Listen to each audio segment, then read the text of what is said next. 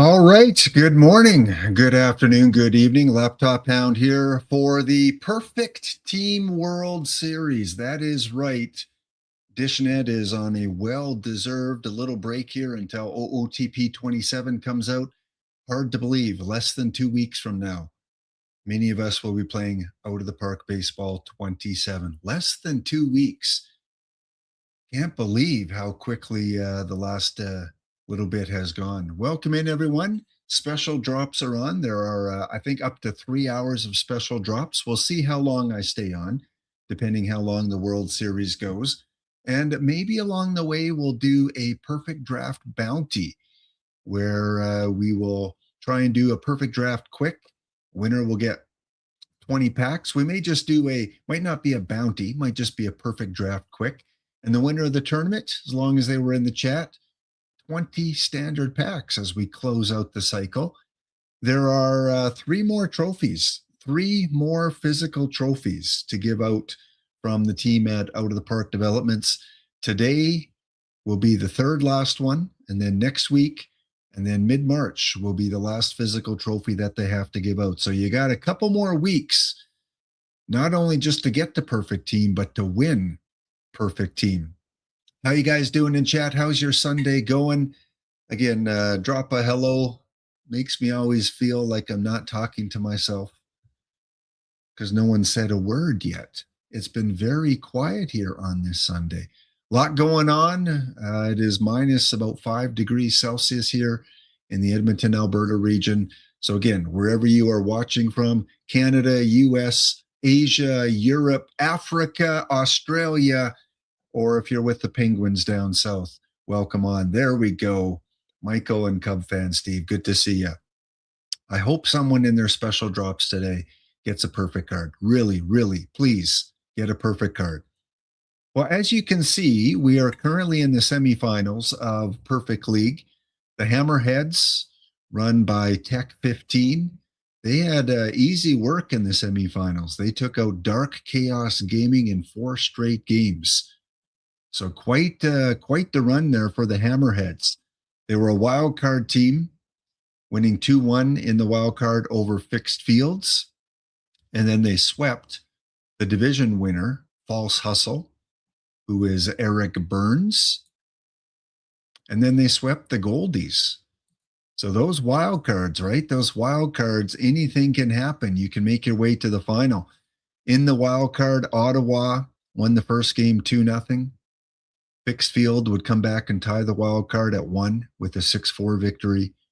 And then Ottawa would win the wild card game number 3 in extra innings. This is how, again, we talk about the margins, how close they can be sometimes. Ottawa is going to be in the finals. Ottawa is going to have a chance at the trophy. But this is how close they were from not even making it. Going to extra innings, Fixed Field take a 1-run lead in the top of the 11th, and that could have been it for Ottawa. But Ottawa comes back in the bottom of the 11th to tie it up. We go a couple more innings, and then bottom of the 13th, Ottawa would win it. Thanks to a Larry Walker, Go Canada Go, although this is the Colorado Rockies version. Bottom of the 13th inning, Larry Walker with the home run. Again, how close it is in these tournaments, in these league games. Ottawa almost didn't make it, and then they went on a 3-0 over the False Hustle. 3-2 score, 6-2 score, 5-2 score. League championship, they ran the table. 10-3, 8-6, 7-2, 5-2. And they're awaiting the winner between Springfield and Orlando's. Currently, Springfield has a 3-2 series lead. They are on the bye day right now, so they will not play game number 6 until the next sim comes in after that. So we're about 20 minutes away from game number 6 and then a game number 7 if necessary. So Springfield and Orlando, let's see how they got here. Orlando was in the wild card. They won 2-0. 6-3 over the Friars and 4-1 over the Friars. A little bit of a rivalry here. The E-Sixers, which A-Dub is part of, versus the HODL, which, Serpent and Michael and Dylan and a lot of people part of that HODL group. But today, the E-Sixers would take it. In the division series, the Bureaucrats would walk over Oops, one of our strongest lower level players. Oops would go down 6-5, 7-5, and 7-6. Don't let the scores make it appear to be a much closer series than it looks on paper. 3-0 seems like a cakewalk, but all games were within a couple runs. We have any extra innings here? Yeah. One of the games went extra innings. That game went 9. And the game won at a couple runs in the 9th inning to make it interesting.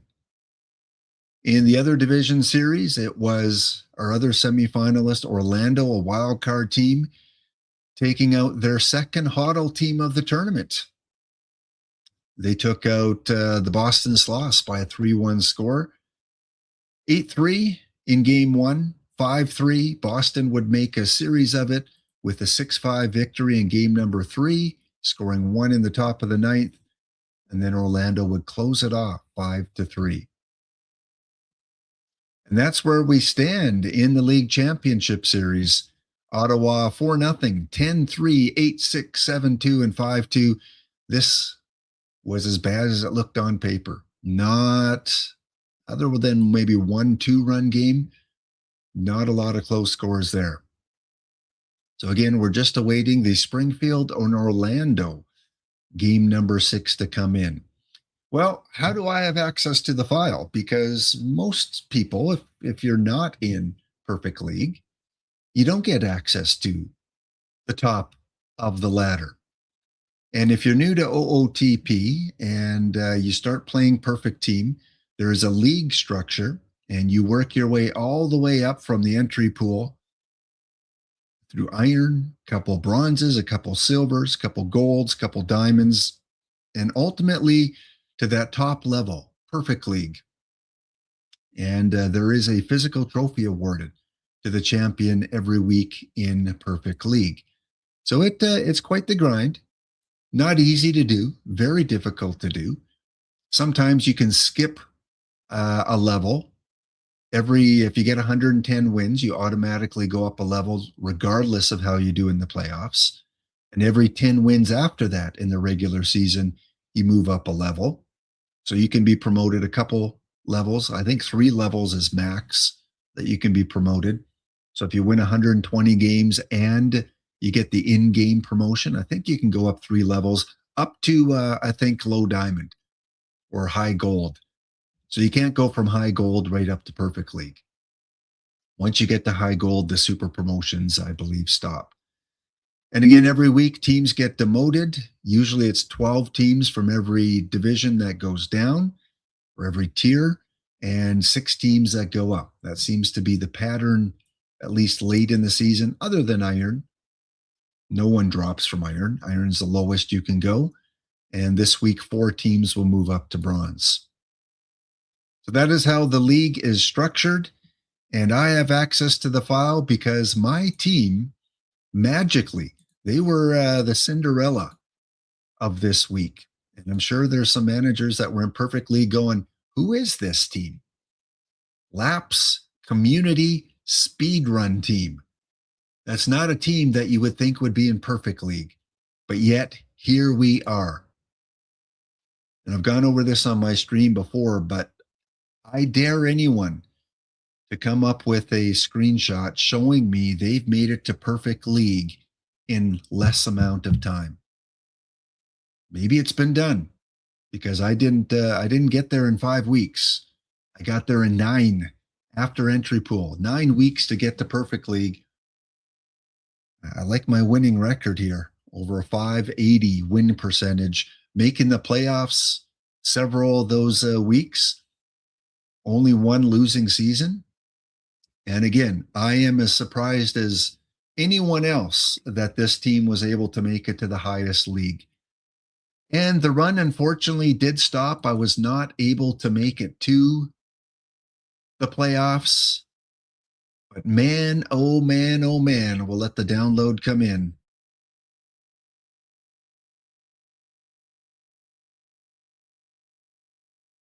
One of those situations where maybe I would have liked to have a little worse record.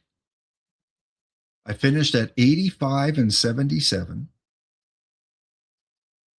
about 3 games, 2.5 games behind the third in the division, and missing the wild card just by a couple games. That's how close it was from this Cinderella team to almost make it into the finals. I mean, look at this. Technically, I had more wins than the Hopkins Hoppers, who get to stay up in Perfect League. But because they were in the other conference, I believe that's how it works, or because they got a wild card position, that's probably the factor there. They will get to stay up in Perfect, whereas West Hartford, our good old friend Dunkaroo, you see West Hartford often in the Discord, myself, we each have more than 84 wins, but we get left out. But I will take it. I will take it. My goal was to make Perfect League at least once before the trophies run out, to have an opportunity to try and get in. I made it into Perfect League in a short amount of time, and I came that close to making the playoffs, which, would have been so fun to make the playoffs. And just to be mentioned in the same breath as MJT Bow, as the Warriors, as our good friend Famarte and Dollar. You got Summer Glen. You got the Los Toros. You got a lot of Perfect League champions, not to mention the playoff contenders, Liam, Ozeki, False Hustle, Orlando, who's got 4 Perfect League trophies. Look at this. This team doesn't play around. They don't go for the lower leagues. They got a high diamond and 4 Perfect League champions. Maybe the most successful Perfect League team this year. Just amazing. But again, I can't be too disappointed. I got to the show, and by getting to the show, I get to stream it for a few hours, give you guys a few extra drops, and take a look at the teams a little bit later and see what it takes to get to the finals. Well, who are they carrying? Do they have variants? I'm sure they do. My team is a team that, if I ran this same team in high gold, I might not make it to the playoffs. That's how competitive it is. And I don't have all the best of the best. You can see my pictures. I've got one variant, Joe Nathan. And yeah, I was 2 games away from staying in Perfect League. Joe Nathan, my only variant. I got a few 105s, but I'm missing. I don't have Mark Pryor. I don't have Cy. I don't have Satch. I don't have a lot of those 105s. Don't have a lot of 105 relievers. In fact, no 105 relievers. Got a lot of PT Elite Mission pitchers. Because again, this was a speed run team. We didn't collect a lot of perfect points along the way. And the points we did collect were to try and finish missions, of which almost done. Hitter-wise, again, not all the best of the best, no variants. A lot of PT Elites or PT Elite mission cards and other mission cards. But this would have been, meta a month and a half ago. Not so much meta now, but somehow had an 85 and 77 record. So I always say there's always a chance. If your team is similar to this or even better than this, and I was able to get where I got, you absolutely can get there as well. Prod Baseball on a streak, 5 same streak, one of the T Amigos with T Colvin. Trod baseball, and T-Fence. All that kind of started watching the stream around the same time about a couple months ago. Good to see you, Trod. Yeah, playoff teams stay in PEL. Yeah, that's why West Hartford and I didn't quite make it.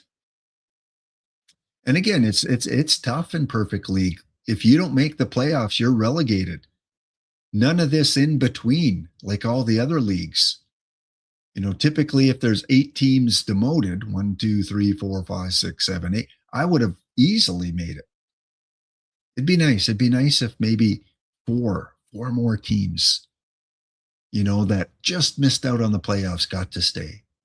I think they used to do that. I think in Perfect League, it wasn't only the playoff teams, others got to stay as well. Again, big part of my success, I believe, over the last couple months is taking the time and coming up with a ballpark that suits your team. I've mentioned this on stream before. Today is the day. Once your Perfect League ends, whichever, if you're in gold, iron, silver, once the championship is declared, you can go into your customized team and you can go and search and change your ballpark. Today's the only day you can do that during the week. So you go to customize team, select ballpark, and then all the ballparks that you've earned from missions or advancing to different tiers. You can see all the ballparks in the game, but you don't have access to all of them. So show eligible parks. I am using Kauffman Stadium. And Kauffman Stadium is a stadium that is not too splitty, but it does favor the righties in home runs and the lefties a little bit with the BABIP. But I wanted to focus a little bit more on BABIP because I don't have all the home run crushers. A little bit more on gap power. That's how my team is kind of built right now. And my home record, what was it? Yeah, it was a strong home record. In fact, even my away record, I was above 500. If my extra innings was a little bit better, if I could have went 50-50 on my extra innings, I'd be in the playoffs. That's all it takes. Winning a couple more extra inning games or winning a couple more one-run games. It's a fine line between success and failure in OOTP. But again, we are awaiting on game number 6 of the playoffs here between Springfield and Orlando. They just finished the day off. They'll be playing in about 7 minutes, and then possibly a game number 7.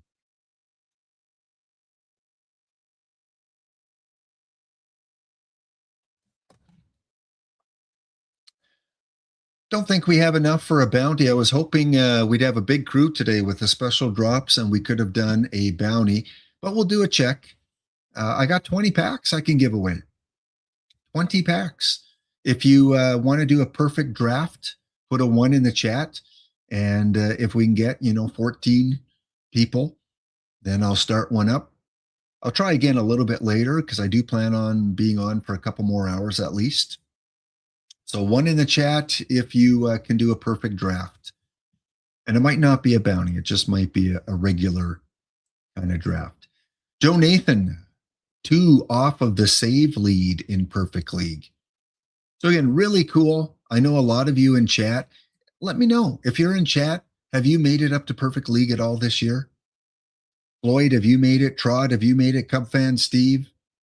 I know Michael's made it. But let me know how many weeks you got to experience Perfect League. Who did I have in the All-Star game? It's exciting in Perfect League, getting some of your players voted in.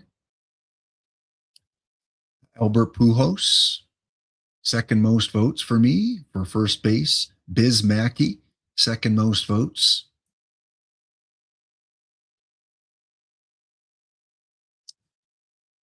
And none of my pitchers were on the ballot there or top 5.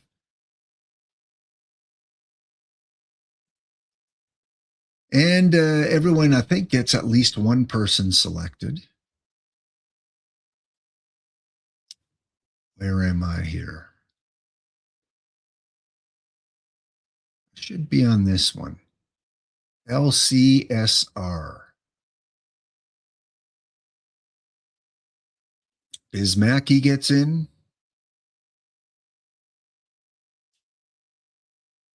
And that's it. Got one hero. This guy right here, my only representative. 3-time All-Star, but a first-time All-Star in Perfect League. At 270 for the season. Always, too, I tell new players, if you want to find out who the best cards are for your league that you're in, take a look at the All-Star rosters. Take a look at the common players that are put into the All-Star game. And it gives you a little look. It's not definitive at the best cards, but at least it gives you a look at who the game is considering the best cards at that moment. So we see 1, 2, 3 Martins, a couple Larry Walkers. Now, some of these are variants because we're in Perfect League. Honus, got a couple Honuses, 3 Honuses, a couple of the new Josh Gibsons. Again, this is 105 galore once you get to Perfect League. Let's take a look at one of our finalists, Ottawa Hammerheads. You got into high diamond a couple times. Yeah, so close. 2 of our pack-only teams have made it.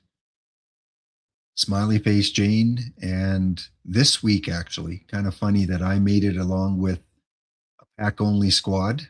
Hello, friend, made it as well. But I showed you my team. And here's one of the finalists. 1, 2, 3, 4, 5, 6 pitching variants. 103 Willie Hernandez is their lowest overall rated pitcher. A 4-man rotation. 14 and 8 for Pedro. I would imagine all their starters are variants. Dwight Gooden, Warren Spahn. Jacob cannot be boosted up. And you got Kenley as your level 5 variant pitcher in the bullpen. 40 saves on the season. So they are a finalist. They got here by winning an extra inning game in the wild card round. In terms of their hitters, running a John Olerud, kind of interesting. I wouldn't know about Chippendale shows. I've never been. I guess you have, Floyd. I don't want to ask if you were a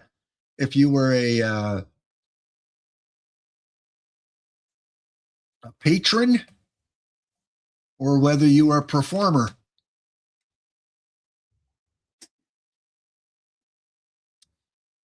All right. Yeah, someone running the John Olerud. Only hitting 216 on the season. A couple great glove awards, so probably useful as a defensive guy, although it's first base. 3.5 zone rating.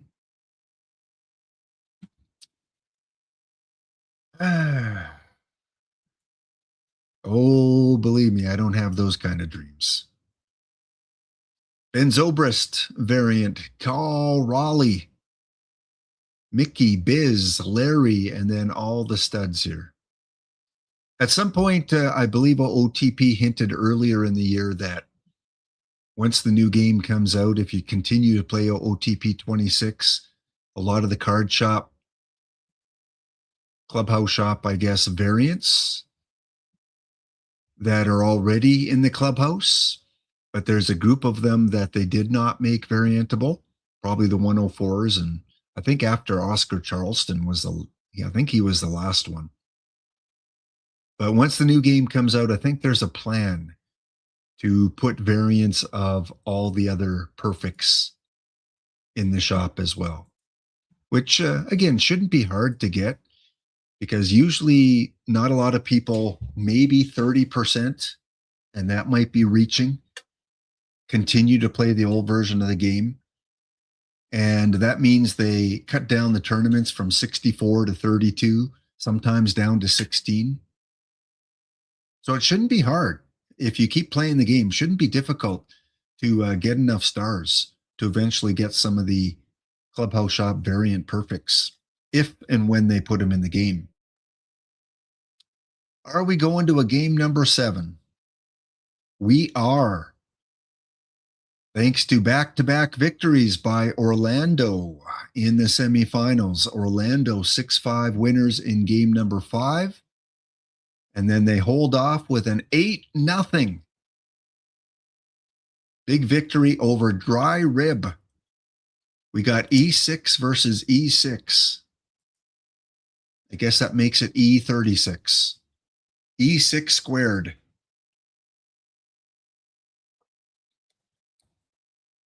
It will be Greg Maddox going for Orlando, and he will go up against a card I really like, even at the higher levels. I've always been a big fan of this Babe Adams, especially the variant. I think he kind of slipped under the radar for a lot of teams, but I've been loving him for the last month or so. Do I have him on my team? I do. He's my number 5 guy. Not the variant, of course. But yeah, I really like the Babe. He went 14-10. Last week in Perfect, he went 17-8. He went 13-11. And then in High Diamond, his last week there, he went 19-7. Like, this guy is just rocking it. I know there's only a couple weeks of trophies left. And there's not a Babe Adams in the shop. You know, as far as perfect variants go, 300K is not much for a guy that is performing as well as he is. So again, waiting on game number 7. Let's take a look at which variants are actually out there as you prepare for next week. Maybe change your ballpark up. I would assume if you are running variants at the higher levels, it's probably 101 or higher. I don't think a lot of people are running diamonds. I'd be shocked if there were more than. What do you guys think is the over under on diamonds in Perfect League right now? How many diamond cards are on 26 man rosters? What do you think? I'm going to guess 5. I'm going to guess there's a couple diamonds on there. I'm going to guess there's a few. 0 for Mr. Audit, 4 for Cub Fan Steve.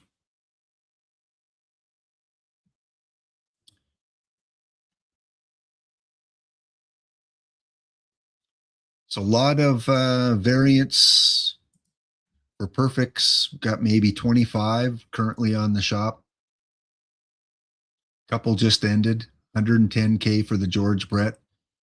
A fully varianted spawn for 400K. It's probably a pretty good deal. Half price. Bill Dolan, great shortstop. I love the Dolan. 400K for a full variant. No one bid on that one. I think a lot of people used up their perfect points on the SL packs that came out. 4 different SL packs came out last week. Are they still there? No, they're gone.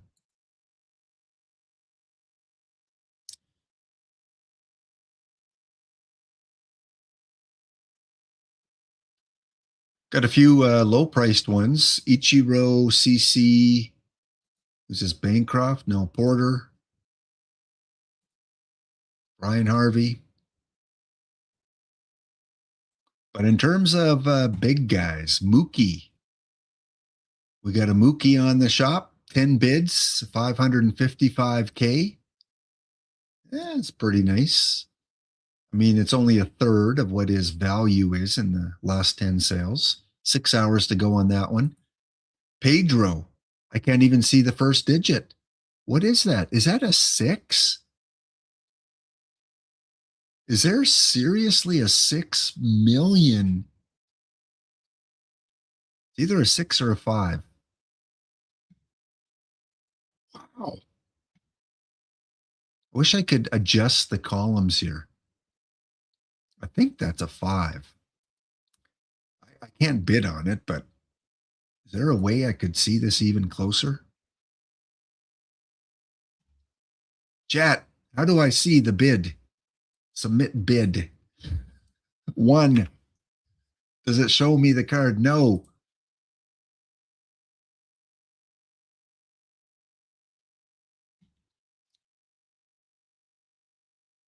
Yeah, I don't know. I don't know how much. It's either 5 million or 6 million. It can't be any other number. I'm thinking it's 5. That's a lot. I mean, that's got to be a record. Someone wants him for the last couple of weeks. Someone's got a lot of points to spare. And there's 15 bids on it, too. 700K bid with a day to go on Mr. Sandberg. I sure hope Cub fan Steve got himself a Sandberg variant. I mean, you got to get your favorite player and the variant. About a day to go on that one. Other than that, we got a Chipper Jones, 5 bids on that.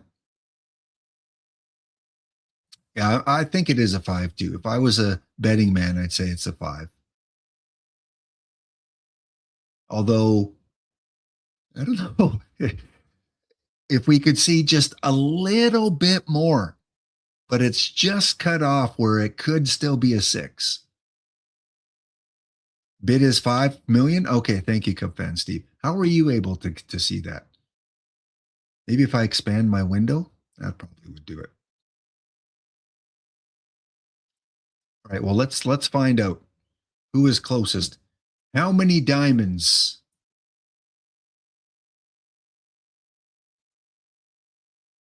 Well, we have a gold.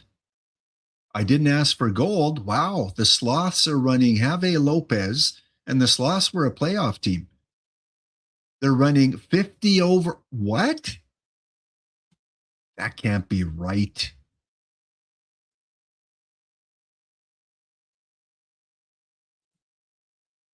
He must have changed this up after the playoffs. Okay, for call, did not play this season. Well, that is strange. Yeah, he must have switched it up after he got eliminated.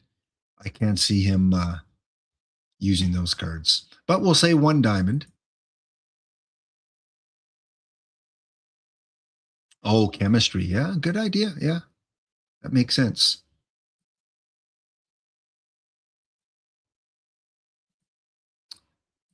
So we've only got 1 so far. Marte, Dollar.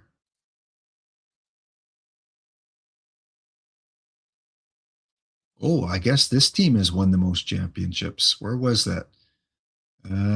Durham. 1, 2, 3, 4, 5. I think that's 1 more than Orlando. Where were we? Fixed.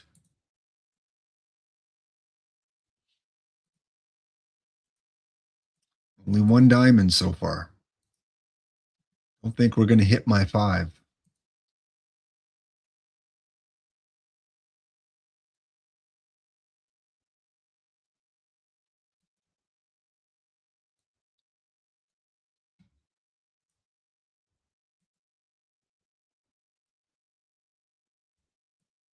Madison only running 25 players.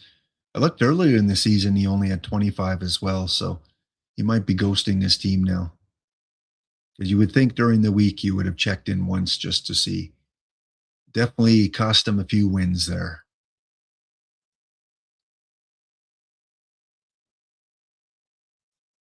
And again, once the new game comes out, most of these players are going to stop playing, but they're going to keep their teams going. So they're probably still going to win a few more championships. It'd be nice if the teams that absolutely were going to quit forever and never go back to OOTP 26, it'd be nice if they, changed their rosters to be a little less competitive, to allow the people who are playing to try and get in at least once, even though most people have left.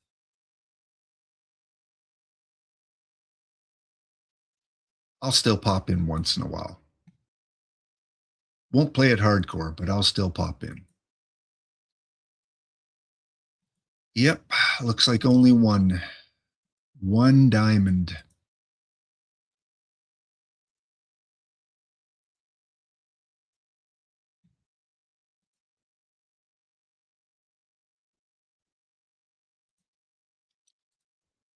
That's it. One diamond card. And it was the second team we checked. Oh, I didn't check the Wolf Spiders. They don't have any. Mr. Audit on a 3-stream week. Mr. Audit just so dedicated to the Boston Red Sox.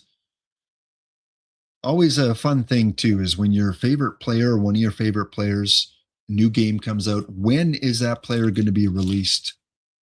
I think it's been 2 years in a row that Jody Reed was launched that card, wasn't it? I know he was for sure this year. Not positive about last year, but it's always fun. I know you always run the Boston Red Sox theme team. You always wince when Spore puts all those Boston Red Sox cards in PTCSs, PTMSs, World Championships.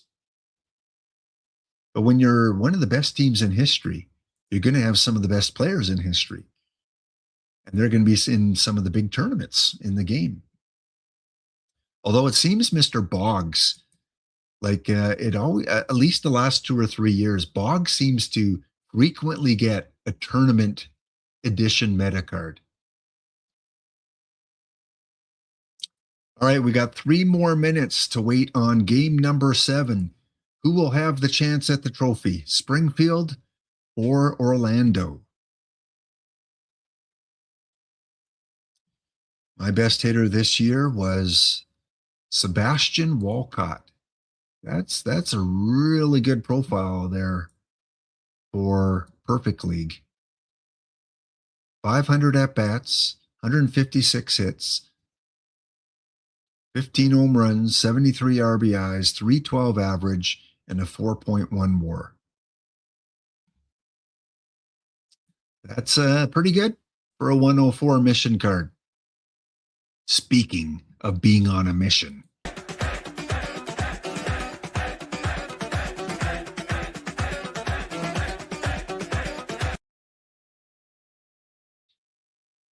Welcome in to the commish. The commish, man, you are going to sleep well. 2 straight days, Cavacom length streams, special drops, and the EMLB season is now underway. So congrats on the success of the weekend opening days. I guess it's just opening day. I don't know if the Montreal Expos played today, but if anyone was watching EMLB or if the commish is around, how did Montreal do on their opening day? Please tell us. We had a victory, and Glenn Streamer went 4 for 4 with 3 home runs. I just signed a new contract in Montreal. 7-year deal, I think I signed. I'm a millionaire. I'm a multi-millionaire. I think my contract in EMLB was like triple figures. If you're just tuning in, we are waiting for game number 7 of the playoffs here in Out of the Park Baseball in Perfect League. Orlando was down 3-1 against Dry Rib and has fought back to tie the series up at 3. And in the wings is the Ottawa Hammerheads, who swept the league championship, swept the division series, and won the wild card in extra innings. And as I showed earlier, but if you missed it, my speed run team, 2 games out of the playoffs. 2 more wins, and we could have made a magical run. But otherwise, a successful run for the Lap Community Speed Run team. And I'm going to put myself in the OOTP record book of the quickest team to make Perfect League. This team was created late December. All right, we got an update here. Montreal Expos went 1-1 in the season in the opening days. How did Streamer do?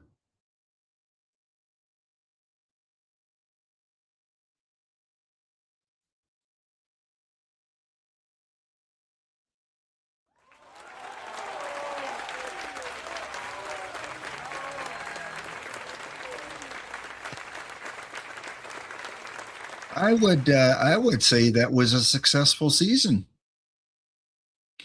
We got to give Montreal some Canadian flavored love. We represent. We usually wear gray, but you know it's the best when we wear red jackets and fancy hats. Watch us bust and move in our mounty pants. Go, Daryl! You've got soul, Daryl! Go, Daryl! Oh, go, Daryl! Go, Daryl, go! RCMP, heroes and horseback from sea to sea. Yeah, great start for the second baseman of the Montreal Expos. He doesn't, he signs a big contract in the offseason and he still comes out to play. He's not one of these, oh, I got my millions, I'm just going to relax, swing the bat a little bit, make sure my gold chains don't get in the way. Oh, no. You would think it was his contract season. Way to go, Streamer. Well, game number 7 is in, and we have our finals, folks. It will be the O's versus the OOs, Ottawa and Orlando. Cavacom and Cub fan Steve. They're both kind of from that area. What a comeback. Too bad for Dry Rib not getting that one more win, losing 3 games in a row, including game 6, 8-0, and game number 7, 13-9. Orlando comes through. Wow. So we have a team coming off of 7 games playing a team coming off a sweep.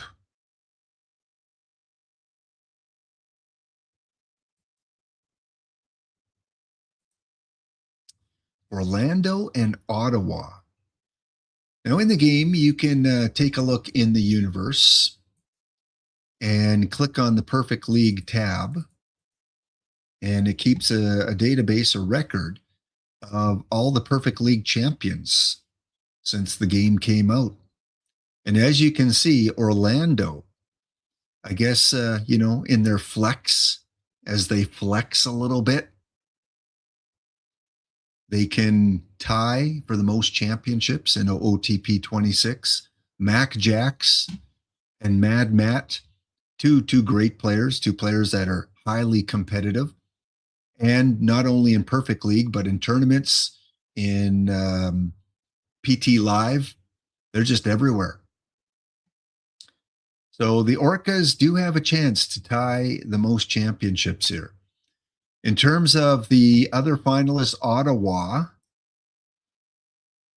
let's take a look at the bottom here.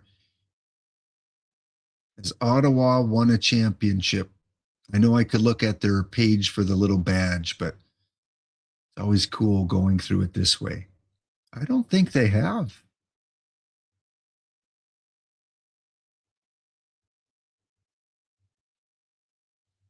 Let's confirm it here. Ottawa. They have not. Well, we have quite the storyline developing here. Tech 15 in Ottawa. No Perfect League championships. They have a high gold and high diamond. They appear to love being high because they've got a high diamond and gold. And they are taking on the 4-time, hoping to be 5-time champions in Orlando. I always root for the underdog. You know, I'm rooting for the Canadian team. I'm rooting for Ottawa.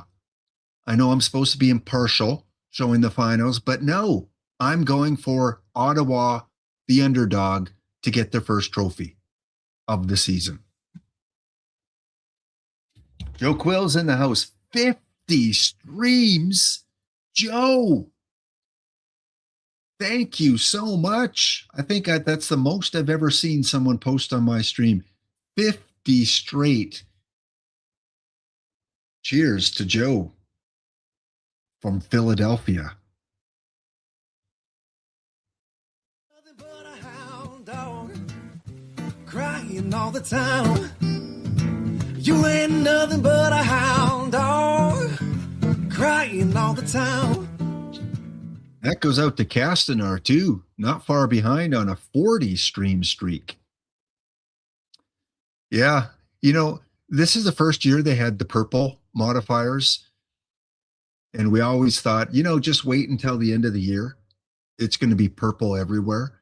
And yeah, we're there. We're there. I mean, even on my team, it's pretty purplish. Ottawa, they will be looking for the first championship. I don't know if Ottawa's in the chat, but they've got Pedro Martinez. He went 14-8. Game number 2 will be Dwight Gooden. Again, they've had 3 days off, 4 days off for rest. Number 3 pitcher is Warren Spahn, 14-10. And then they're going with a Jacob deGrom, the only non-variant starter here. In the bullpen, Kenley will be looking to close things off with 40 saves on the season. Willie Hernandez, a 103. Clayton Kershaw, Lefty Grove, Spencer Strider, Max Scherzer, Tom Seaver, Satch, and in a non-specified role with 36 innings pitched this season, Martin D. The 7-game winner, Orlando. Their top 4 starters will be the level 5 variant Greg Maddux. He went 4-3. Probably must be a newly acquired card. He came to the team back in mid-August. He will be the number 1 pitcher. However, because he had to pitch in game number 7, it will be Pedro sent to the mound for game 1. 2-1 in the playoffs, 10-9 on the season. In the number 3 role will be Cy Young. Cy went 12-13 on the season. He is currently 1-1 in the playoffs, all leveled up. And pitching game number 3, number 4 in the rotation will be Jacob deGrom. He went 18-7 in the regular season, and he is currently 2-0 in the playoffs. He might deserve a promotion there. Mac Jacks, he's pitched well for you. 6 minutes before game number 1 of the World Series comes in, let's take a look at their lineups. Again, scheduled to start in game number 1 is Pedro versus Pedro. Both pretty equal, you know, in terms of their performance. Ottawa's Pedro, a little bit better. So we got a couple Pedro righties on the mound, so we should be able to take a look at their lineups. Orlando will be sending out Mike Trout. He will lead off, apparently, unless he needs a break. Larry Walker at 100% will be hitting second. Babe Ruth will be hitting number 3. In the cleanup spot, it is Lou. Lou had 21 home runs on the season. The 105, Josh Gibson, may play or may not play. We don't know what the fatigue settings are for Orlando. He's currently at 80%. If he doesn't play, it'll look like Bismack. He will get in. Honest Wagner will be hitting 6th at 269 on the season. Ryan Sand will be hitting number 7. Fully varianted. Martin D, the mission card, will be hitting 8th, and hitting 9th will be the last big mission card of the year, Al Kaline. 269, 19 home runs, 59 RBIs, and a 421 slugging percentage. For Ottawa, as they face Pedro as well, leading off will be Hannes Wagner. Hannes hit 282 this season, 51 RBIs, popped 14 home runs. Number 2, Canadian from British Columbia, Larry Walker. He hit 282. He had 18 home runs and 81 RBIs. Number 3, Ottawa will be sending out Chipper Jones. Chipper Jones hit 273, 18 home runs as well, 62 RBIs, and a 2.5 WAR. Hitting cleanup will be Babe. 249 average, 16 home runs, struck out 123 times, but he did have 69 walks. Hitting number 5, Mission Al Kaline. 59 RBIs, 33 walks, and 111 strikeouts. Not a very good walk to strikeout ratio. 33 compared to 111 for Al Kaline. Mickey Mantle, we get to see Mickey in the World Series. Mickey will be hitting number 6, 259 average, 19 home runs, 108 strikeouts, 43 walks, and 1 triple. He legged out a triple. Hitting number 7 will be the 105 varianted Mookie Betts. Hit a 278 average, 12 home runs, 59 RBIs. Struck out twice as much as he walked. 8 stolen bases, caught 5 times. And he as well had 1 triple. Hitting number 8, rare 101 sighting, John Olerud, the lowest rated card for either team. John will be hitting against Pedro in the number 8 position. And at number 9 will be their catcher, Biz Mackey. 277 average, 2.8 WAR, 11 home runs, 105 hits, and 25 doubles. Only got 2 stolen bases and was caught 1 time. Those are the projected lineups for today as we await game number 1. Because we don't have Jim Knowns, this is not a tournament. We see the best of the best typically. It's always nice to show you the stats for all you new players again out there. Who are the best cards? Who's doing the best at the highest level? And remember, most of these are going to be variants, as both teams have quite a few. We never did count the number of variants. Ottawa,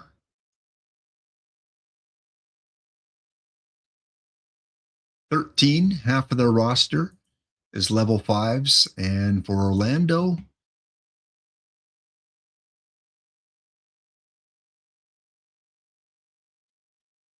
looks like 16.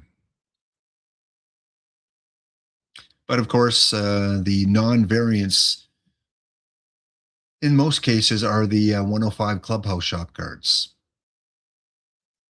So at the end of the season, with 2 more physical trophies after today to go, you know, there are teams out there that don't have anything else to go for. Like Orlando. What other than maybe, yeah, they probably want the variant of this guy. You know, they could probably get the variant of this guy. So I guess they do have a couple cards they could go for. Mookie. Yeah, they might have 3 or 4 cards that could improve their team. For Ottawa,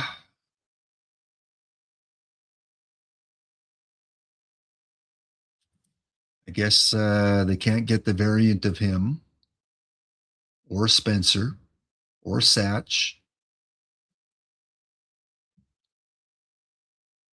Lefty, I guess. So in terms of packables, there's only one card on their team they could improve with a variant. So not much that they can do. Well, whether you're cheering for Ottawa or Orlando, the sim is in.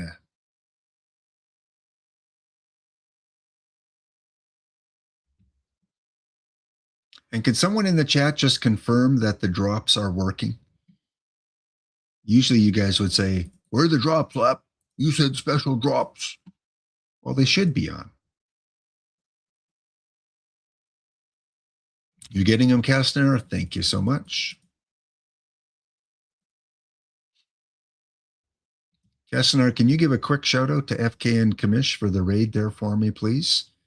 I'm sure most people that are watching right now came over from that stream, but there may be the odd person that has lived in a hole the last 3 years and going, who is that guy? So just in case, we want to keep things covered. Go check out the commish.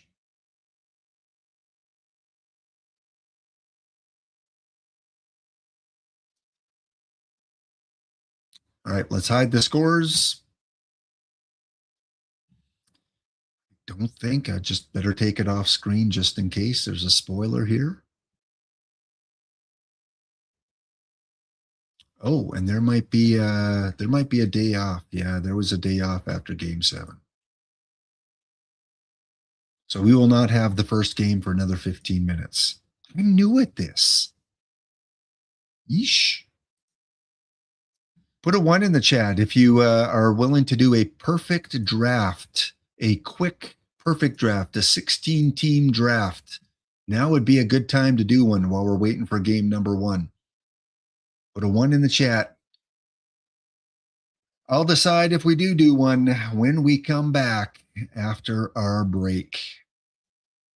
Be back in a few minutes. In the meantime, have you heard? There's a new game coming out. Yeah. I'm not fibbing. There is a new game, so we'll put this on during the break.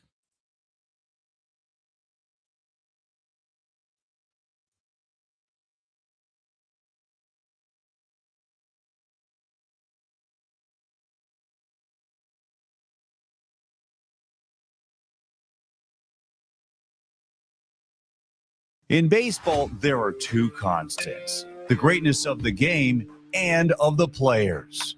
Legends live in Out of the Park Baseball 27. The brand new edition of the renowned baseball strategy game enjoyed by fans around the world is here. The 27th edition of the only MLB licensed PC strategy game is a baseball fan's dream come true. The newest and biggest version of Out of the Park Baseball is packed with loads of features and improvements, including all new advanced stats tracking. Changes the game forever. Play the real World Baseball Classic as it happens. All new in-game experience raises the bar. All new difficulty setting for a brand new challenge. Plus, huge updates to the AI trade model. And an updated interface to make managing your game easier than ever.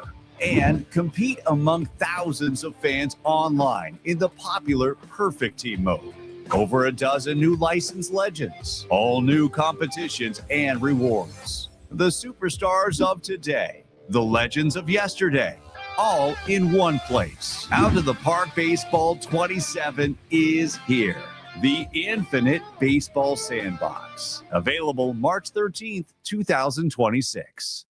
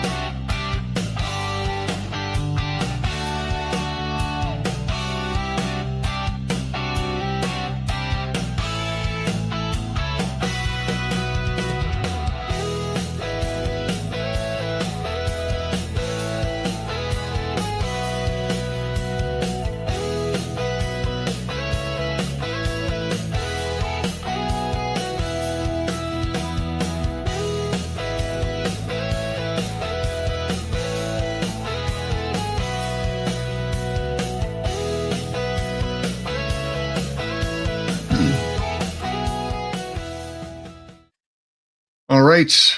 As I get ready to come back on air here, we are going to do a quick draft, but we're not going to do a bounty. Instead, what we're going to do is, if you were in the chat and you win the tournament, I'm going to award you 20 standard packs. If you win the tournament and you were in the chat.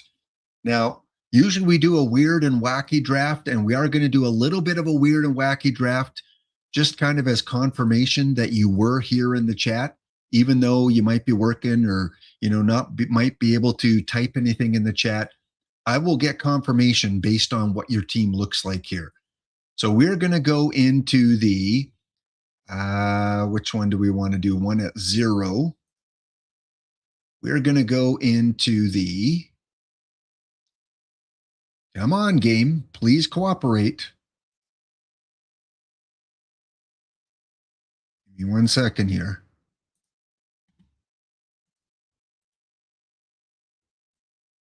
We are going to go into, let's do the double. Best of 5. Yeah, let's do that one. I can't see the ID number, but you can see it on the screen here. It is non-live double. If you want to enter that one, ID 1474. Cassinar, if you want to jot this down. And the only rule is today's the 3rd month, right? Beginning of a new month. Well, in honor of the 3rd month, you are not allowed to draft any player who has a 3 in their overall rating. And that will help me kind of clarify that you were here on the stream, even if you can't chat. So if you can't chat for whatever reason, I'll be able to verify if you don't have a card with a 3 in the overall rating. You can't have a 73, a 93, a 103, no 3s in your overall rating. That's it. Draft whoever you want otherwise. Reb, what are the odds of that?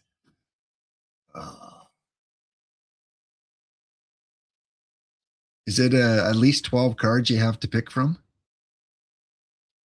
Let's see. I forgot you have to take 2 cards here. Yeah. Yeah, that includes all the cards in the 30s. Well, at least your choice is made easy for you, Reb. You don't have to use the full clock on that first one. Castanar, wow, a lot of you guys had 103s offered. That, to have 4 103s, that's got to be high odds against. Well, sorry for you guys, but I get to take Justin and Scott. Look, no 3s.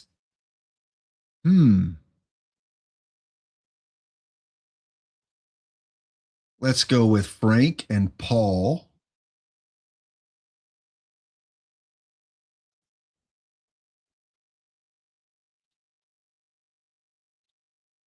Keep promoting that, Floyd.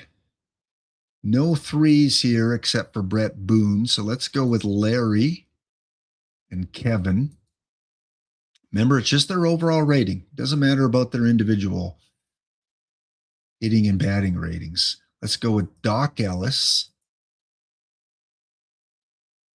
You're pretty much going to get every card you want, except for maybe a perfect or diamond.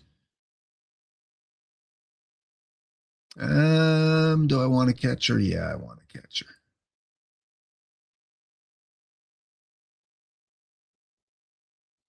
I have not been offered many 3s, like even in this round, not a single 3. Let's go Robbie Ray and George Brett. No, I like Wilbur Wood too. Do I want Brett? Do I want Wood? Do I want Brett? Do I want Wood?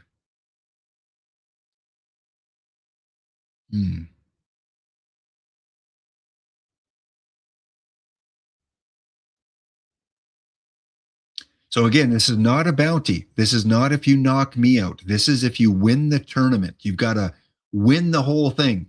You get the in-game packs, And then if you are in chat and your roster is compliant here, you'll get 20 packs. Just for being a good sport and good drafter. Robbie Ray and Wood. In chat too, let me know if there were any cards you would have taken that had a 3 in it. Who is 1 or 2 of the cards you absolutely would have drafted? Once again, I don't have any 3s. I think the game just said, Lap, we're going to do you a favor today. Thanks for coming on. Thanks for giving special drops. We're not going to give you any cards with a 3 in it. That's 2 rounds in a row. Like George Frazier and Drew Smiley. Maybe Emilio. Corbin Burns for Joe Quills. Scott Rowland.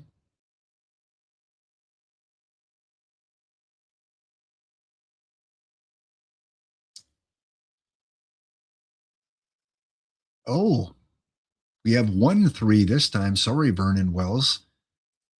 I would have taken you, Vernon. Really, I would have taken you.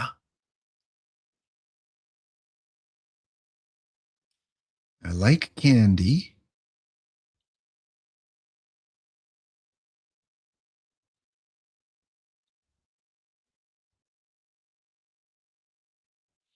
Candy and Willie. Kid Low. And Mookie or Happy? We've got to take Happy. Swift and Albies. Yeah, Swift's a tough one to pass up on. Keep it real simple today. Henry. I should have said no third baseman too, because that has a 3 in it. Darn it, Lap. You could have made it a little bit more difficulty. Let's go Paul. Paul and Henry.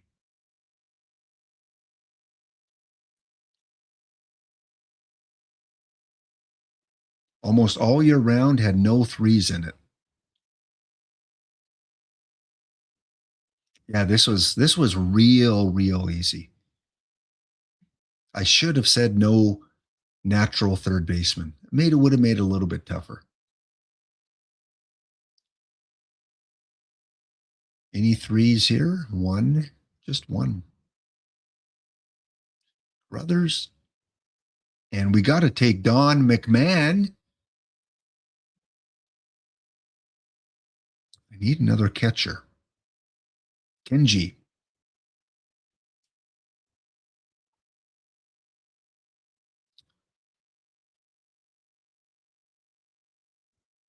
Ten pitchers. Okay. Need 1 or 2 pitchers. Dave Steeb, thank you for not having a 3 in your card. Dave and Doggy. I think. Yeah, he can play second base.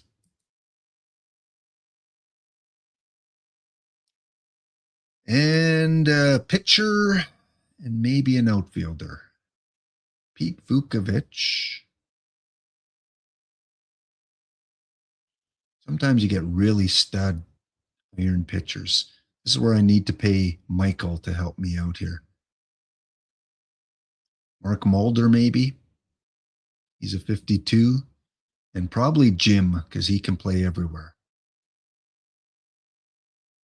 Curtis Granderson's pretty good, though.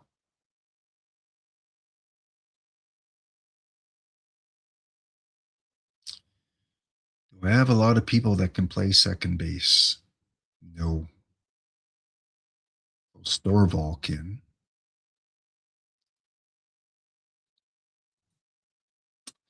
Jim or Curtis?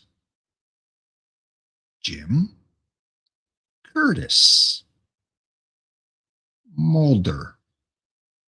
11 pitchers is enough. I hope.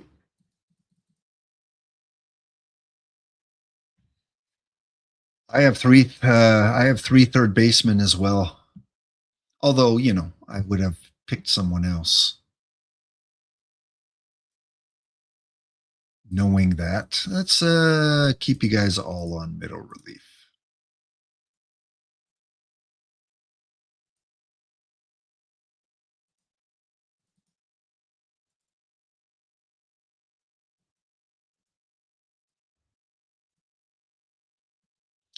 So we'll keep an eye on this as the World Series goes on and we continue to get our drops.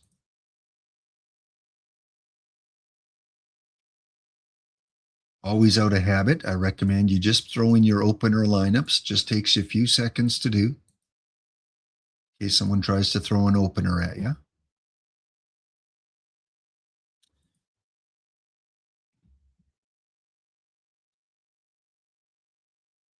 All right, I'm going to try and do one sneaky thing off screen here because I've been doing bad in the bounties.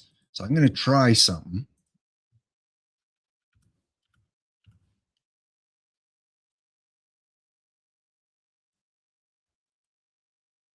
With my settings, and it's not available to the public.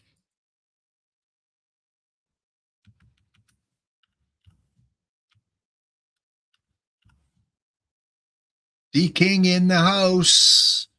3-year anniversary, D King. Your gift is in the mail. Oh, wait, you got it. You won the Fall Classic trophy. D King, thank you so much. 36 months. I think the 3-year anniversary is a cheap bottle of scotch. Like scotch that just came out of the drum.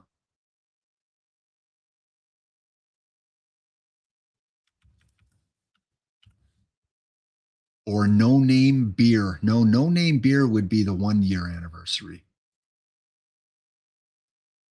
Okay, I like that lineup. I like that. We will come back to that a little bit later. Let's go back in. Game number 1 of the World Series is in the books. We'll bring it up on the screen in just a minute here.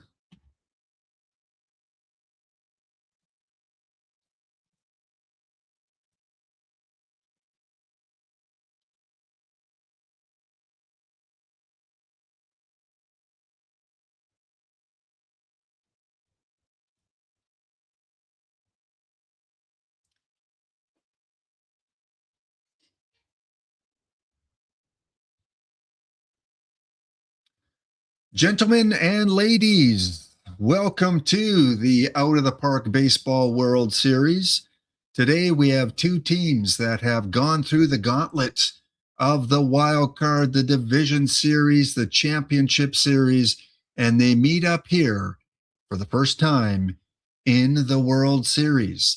It is 5-time champion Orlando Orcas. They will be taking on the 0-time champion, Ottawa Hammerheads. We go to the top of the 3rd inning, runner on here for Orlando. Pedro Martinez with the strikeout, throw him out, bang, bang, double play for the Hammerheads. We jump to the top of the 4th. 0-0 game. Honest Wagner, number 6 hitter coming up here for Orlando. And that is going to be jammed into the outfield. That gets by the right fielder. In a rare error here in Perfect League, it's going to put Hannes on to second base. Lou is over to third. We have runners on second and third with 2 out. And the Chicago Cub legend. You know him by his nickname, Mr. Sandberg. Chance to bring in the first runs of the game for Orlando. Swung on, deep drive into left field. That goes off the stripe at the top of the wall. Sandberg is going to cash in with a 2 RBI double. in Game 1 of the World Series. Still 2 outs. Sandberg on second. Martin D comes to the plate, the third baseman here for Orlando. And inside pitch, he's going to drive that one to the gap, and that's going to go over the fence. A seeing eye home run for Martin D. Used his muscles on that one. And that's going to be a 4-0 lead. Couple RBIs for Martin, couple RBIs for Ryan. We go now to the bottom of the 6th inning in a 4-1 game. Ottawa already has scored 1 in the inning, and with a couple out and Babe Ruth on first, Chipper Jones on second, Al Kaline will come to the plate. Chance to tie the game of Pedro Martinez. Low pitch strikes him out for the 3rd out of the inning. Ottawa, wasted opportunity. Bottom of the 7th now. Mickey Mantle on first. See if I can get the game sounds going here. Let me try this again. Sometimes when I do this, it gives a little bit of an echo. So just let me know if there's any echo coming through.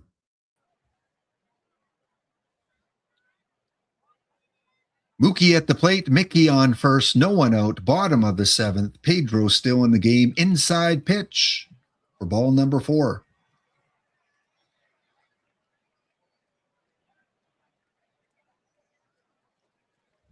Chance for a big inning here for Ottawa. The only 101 in the finals here is John Olerud, one of Cavacom's favorite players from the Toronto Blue Jays. Cavacom was just a young gent when John Olerud played for Toronto, wearing the helmet at first base. Such a calm, nice demeanor. Exactly like John Olerud. If we put Cava and John side by side and we turned off the lights and you had them talk, you would not know the difference between John and Cava. Let's see if John can tie the game up. That one driven deep into the outfield. And don't let the 101 fool you. John Olerud ties the game up. The horns go off. 3 RBIs for Mr. Olerud. Skip after going, you know what? I didn't get offered many 3s. Oops. Cato. Oops. I should have checked my roster. I don't think I had a 3. Yeah, how does he generate that power? Just for being a nice guy. 4-4 now in the bottom of the 7th. And speaking of Canadians, although Olerud wasn't a Canadian, he played for a Canadian team for much of his career. Larry Walker now in a tie ball game and 2 outs. That one is driven into the gap. Larry hustles around first. Going to make it to second. Does he try for third? He does not. 2-out double. 4-4 game here in game 1 of the World Series. Chipper Jones comes to the plate. Number 3 hitter for Ottawa. He gets underneath that one, and that's going to be out number 3. However, Ottawa will tie things up. Yeah, Olerud. I'm thinking maybe like Norwegian, Danish, somewhere Scandinavian maybe. Here we go to the top of the 8th. Willie Hernandez comes to the mound for Ottawa, and that's going to be driven into left field. We got a leadoff single here in the 8th inning. Mickey Mantle on first. Babe Ruth comes to the plate. Never teammates, but they did play for the same organization.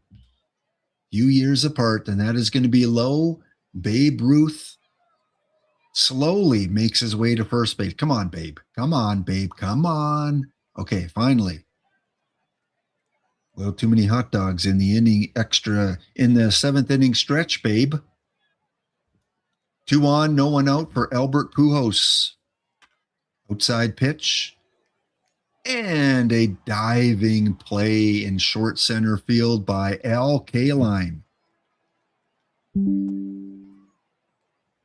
watch that one again. Boom. It's a play you would see Cavacom make in his younger days. Playing for the Toronto Labatt Blues. One out now. Josh Gibson, 105. This is the one card I'd like to add to both my Diamond Now teams. Both my teams will be in Diamond next week. I'd love to get the 105 Gibson. Not a lot of them available. And if they are, they go for 600-700K still. I need me a Josh. What's he going to do here? In low pitch, he's going to get that one into right field. Runner's going to check around third base, and bases will be loaded in a tie game for Honus Wagner. Definitely one of the top 3 hitting cards on the club shop right now is Honus Wagner. He's going to pop that up. Easy play, no tag, 2 away. Ottawa looking to get out of a jam. Well, Sandberg had a couple RBIs for Orlando back in the 4th inning. Can he continue his hot streak here? He will strike out. Ottawa, you escaped 2 on with nobody out. Loaded bases with 1 out. Couldn't manufacture a run, and it is still 4-4 as we go to the bottom of the 8th inning. Well, Cato, I like to think my social studies experience came into play there, knowing that Olerud had Norwegian origin. Thank you for Googling that. We don't know if that's true or not, but that would be the best guess. Kaline with 1 out. That one is driven into the gap. Right fielder chases it, goes off the wall. A friendly bounce for the right fielder. And Kaline will get into second base with a 1-out double. Andrew Miller in the game, the 105. I don't know if it's a variant Miller. I don't want to hover over the name because it might give a spoiler. Mickey Mantle with 1 out. Inside pitch. Gets through the infield. Will Kaline try to score? No. With the, he does. Kaline does boot at home. 5-4 Ottawa. 8th inning, 2 out. Here comes the man who tied up the game in the 7th inning. Mr. Power at the plate. And that one is driven into right field and gone. Who is this Norwegian? What kind of Norwegian blood does he have? A 2-run shot. His 5th RBI of the game.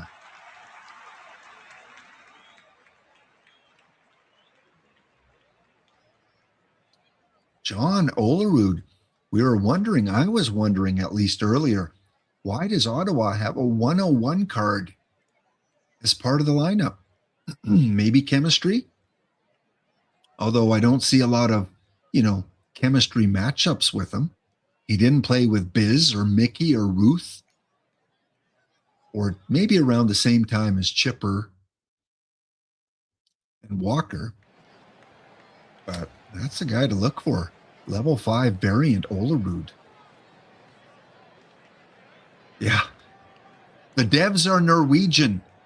That one goes to the wall in center field. I know some of the devs are from Europe, so maybe. That would be an Easter egg thing I would do. If I was a dev, I would put in some little kooky things into the coding. Hey, I'm Norwegian. I'm going to give just a little bit extra to the Norwegian guys. I don't know if you legally could do that, but unless someone caught you. I know Marcus was from Germany. Maybe you got to watch out for those German players. Maybe he snuck some things into the coding. I kid, of course. Yes. We have some comedians in the house. Good ones, I'll have to say. Not the ones that come on before the good ones. We have some good comedians. Skip, Com2US might not be happy with that, yeah.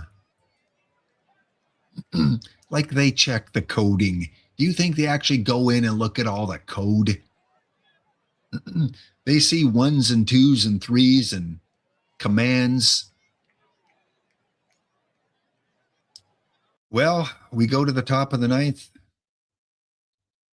3-run game. Ottawa has the lead. However, Orlando, a 5-time champion, looking to become a 6-time champion, not going to go down that easily. Mike Trout, the 105, comes into the game. He drives that one into left field. That is gone. A 3-run game-tying home run. It just chokes me up. Oh, chokes me up here in Alberta.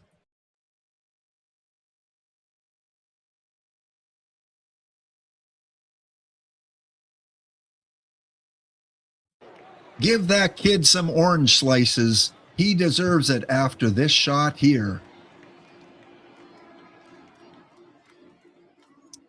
Sorry, fans, that did not go into the seats. Mike Troughton around third base with the game-tying home run.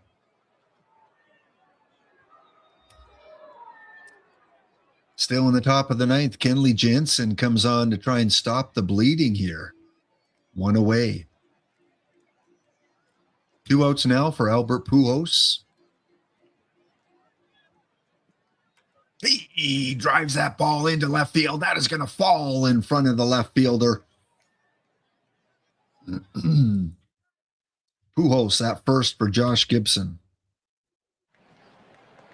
And he strikes out swinging. Orlando ties the game up here in the ninth inning with 3 runs thanks to a Mike Trout home run. And Larry Walker going to lead off for Ottawa, looking to walk it off. Can Larry Walker it off here in the ninth inning?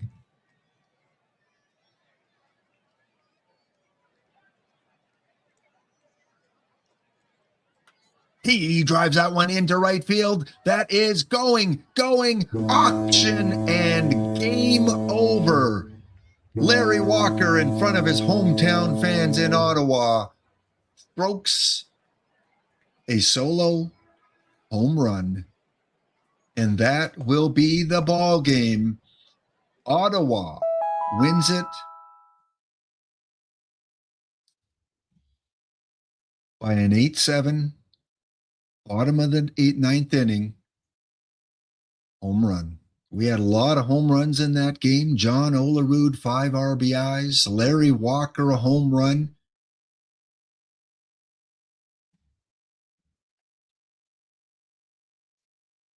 And just like that, no rest for both these teams as we go to game number 2, as they will enjoy their off day. Let's go into the game action. Game number 2 in Ottawa. The stadium is packed. Larry Walker back in the outfield.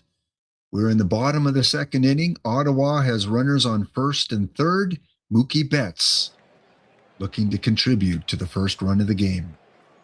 Mookie, low pitch walk. Fans in Ottawa, get up and clap here in the second inning. As look who comes up. The Norwegian. The special coded first base 101 variant comes to the plate. 5 RBIs in game number 1. Loved by many, hated by few. Up against Cy Young. That one, first baseman over to second, back to first for the inning-ending double play. John Olerud walks off in shame after hitting into an inning-ending double play. However, Ottawa threatening again here in the third. The hero of Game 1, Larry Walker against Cy Young. What a matchup that would have been. Thankfully, OOTP allows us to see a Larry Walker Cy Young matchup. Walker drives that one into left field. Should be deep enough. It is. Mackey's going to come home with the first run of the game, and it is 1-0 as we go to the top of the fourth. The Babe on first. What's he doing? He's eating a chocolate bar. Babe, the game is going on. What are you doing snacking on? What kind of chocolate bar is that, Babe? It's a sweet caramel with a few nuts. It may be famous in the future. Lou comes up. Can he score with his teammate? Double play. See, Babe? What do you get for eating candy on first base? Couldn't even break up the double play. Shame on you, Babe. That chocolate bar will still be famous. I have a feeling. All right, we go to the top of the sixth. Here is Babe Ruth. Well-nourished Babe Ruth comes to the plate. Oh, Mr. Big. No, that's not the chocolate bar that's going to be famous, though. That would be the second best choice. Lloyd, you ruined a moment. Mr. Bigs are good. They're a lighter O. Henry. I love me some O. Henry, but if you want a little bit of a crispy, wafery, lighter version, you go with the Mr. Big. Although I have to say, here's my chocolate bar rant of the stream. Mr. Big, I don't have one here. I usually have some chocolate bars around. Do I have a Mr. Big here? I must have ate it. Mr. Big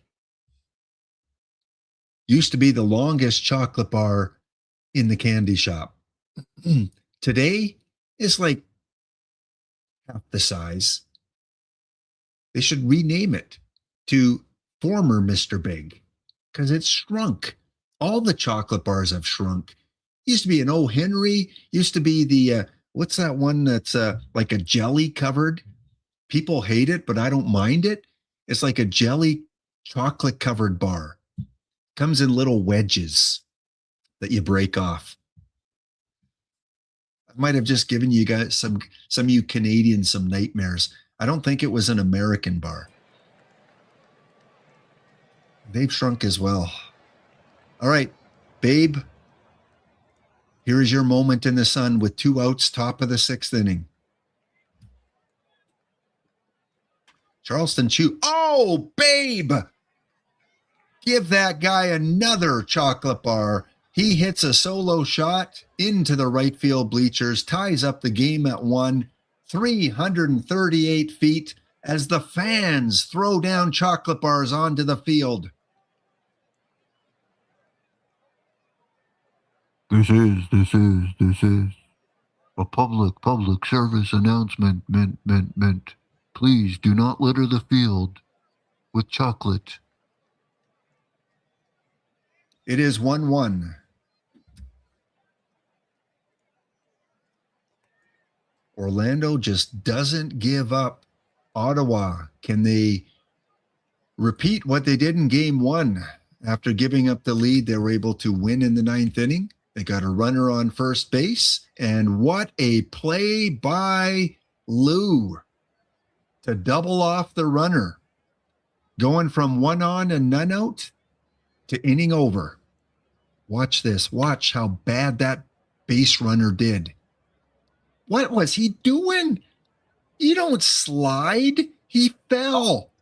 He probably, Babe, did you leave your wrapper on the field? Shame on you. Obstruction. He literally fell over Babe Ruth's chocolate bar. Look at this. Oh, Ruling? Judges? No, he's still out. Jeez. All right. We go to the bottom of the 8th, tied at 1. The Norwegian is up. And he walks. There's no dugouts in this stadium. Heinsohn Park is like the bare minimum. They didn't even finish building it. Look at this. Nothing. No ads on the wall? Is that how you respect the founder of this game? By naming a ballpark after him and not finishing it? Shame. There's no ads anywhere. Where's my lemon scent? Where's my car rental? Where's my KTEL records? Nothing in this stadium. Biz Mackey at the plate. That is driven into left field for out number 1. Runner is going to hold at second. Would have bunted there, but hey, I'm not a 5-time champion. Ottawa, what are you doing? You should have bunted. Oh, look, no one out. No one out. Batter's up. The infield's playing deep. Oh, no, let him swing away. Biz Mackey, you must have missed the sign.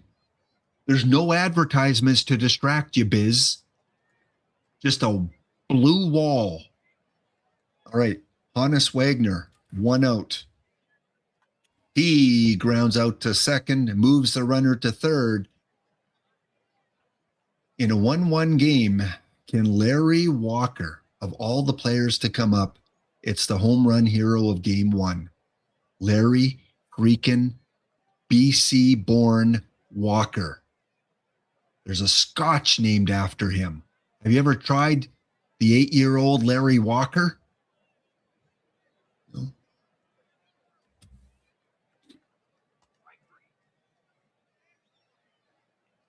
Were those his nickname? Big Rude and Johnny O? Never would have guessed. At least it didn't nickname Johnny.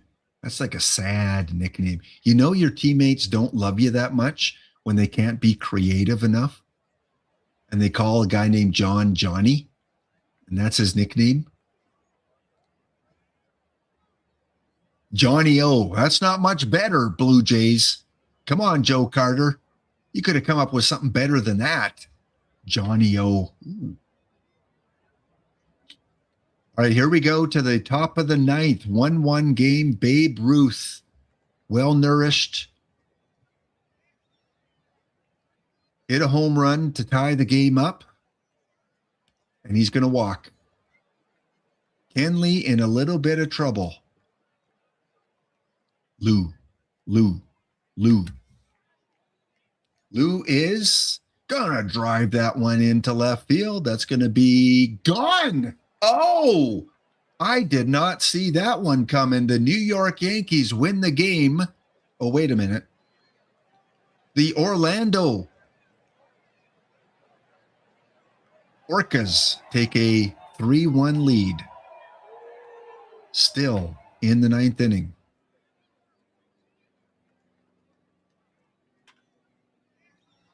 And another base runner. They have not given up in this 9th inning.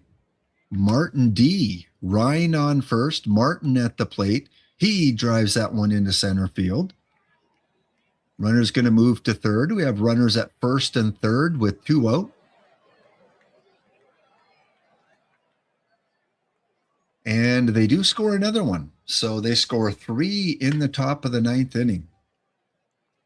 Mariano, the 105 Mariano, probably the variant Mariano. I can't see him giving up 3 runs.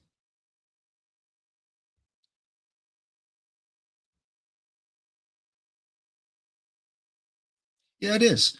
I prefer it with a few little bit of ice cubes. Or do I like listening to Ice Cube when I'm drinking it? I can't remember, Floyd. Ice cubes in the drink or on the stereo? Hey, give it up for Skip. Skip has just put in the pre-order. Let's give Skip a big cheer for supporting the company.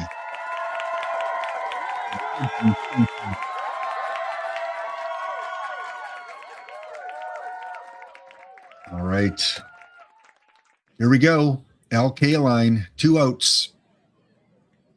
Mariano, great pitch. Second baseman over to first. And that will be it. Game is over.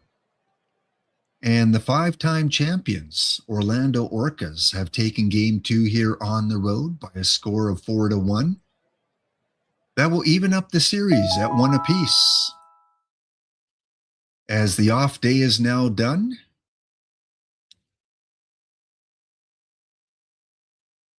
we will just confirm it should be 1-1.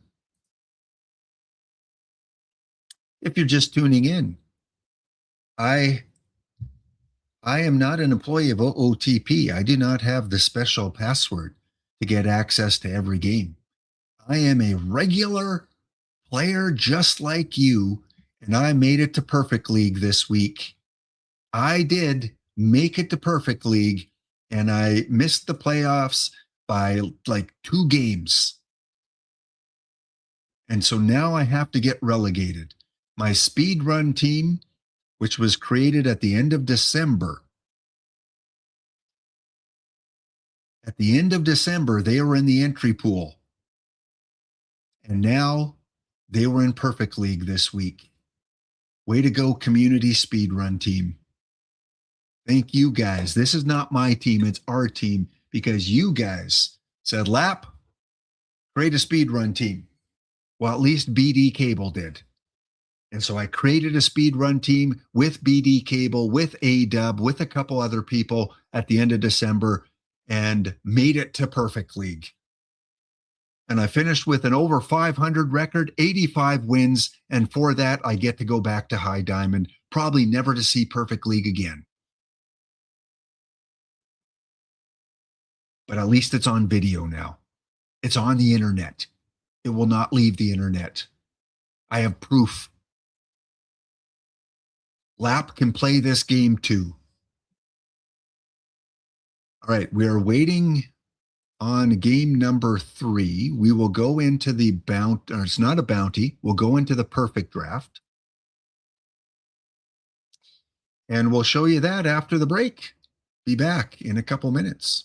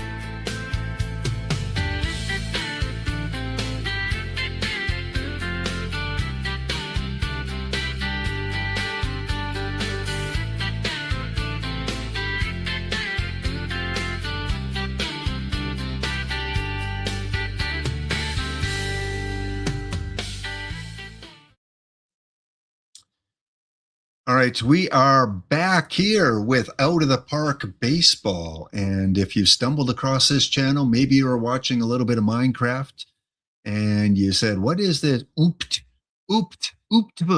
What is that? And you stumbled across the channel. Well, it is the best simulation baseball game on the market. If you play other simulation sports games, this one is one of the last few remaining baseball games that has survived. Remember back in the 90s and early 2000s, every year there'd be like between 8 and 12 new baseball games out for, Nintendo and PlayStation and Xbox and PC. Every year in the 90s and 2000s, there'd be a lot of new baseball product. And then as we got into the 2010s, 2015s, we started to see a lot of those games fade away. We had exclusive rights given to 2K franchise for baseball, and they did an okay job. But eventually they stopped making games when their license ran out. And ultimately, there's only a few, maybe 3 or 4 baseball games that are still put out every year. And one of them is this one. One of them is this one right here. And OOTP 27, less than 2 weeks away. You can pre-order yours now on Fast Spring, the desktop version. That'll give you 3 days exclusive access. Starting on Tuesday, March the 10th, you'll be able to play the final beta version. And then all of that will be wiped. And on March the 13th, the official version will come out, OOTP. And if you want to save 10%, you can do that by pre-ordering or wish listing it on Steam. And when the game comes out on the Friday, you'll be able to pick it up on Steam and get all the perks that the pre-orderers got. In fact, you can purchase the game up to a week after its release and still get the perks, which include some bonus perfect packs. And of course, if you pre-order it, includes the beta play. 63. What? The Canadian dollar is that bad? $63 Canadian. Someone want to lend me $62.10? I got $1.79. It'll be $44.99 American, I believe.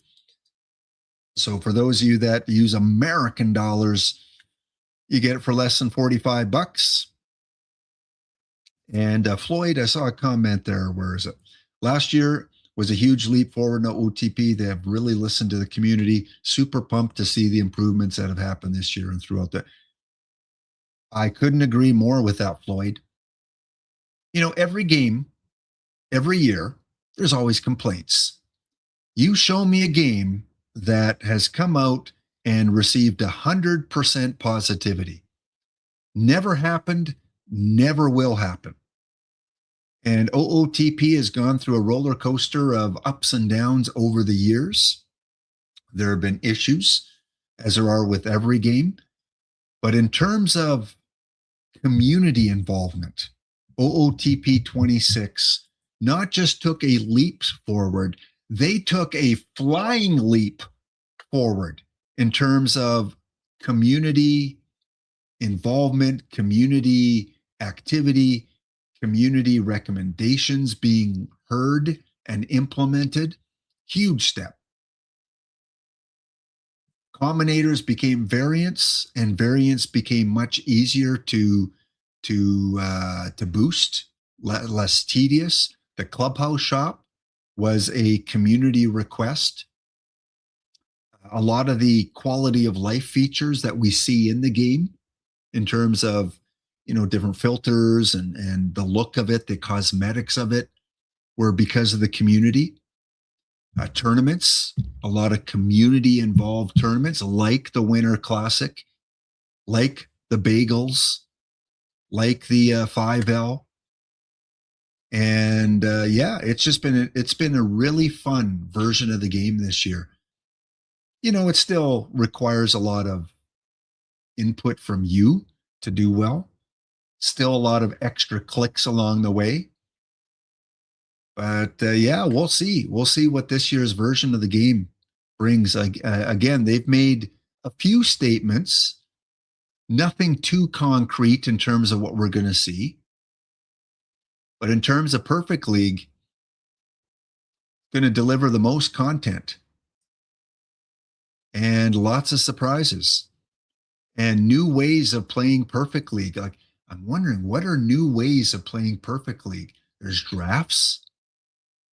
There's tournaments. What would be a new way? Unless it's like, you can program your own tournaments. Maybe it's head to head, which I know Rich Grisham has been pushing for a lot. I don't know. I don't know what those new ways are going to be, but it's exciting.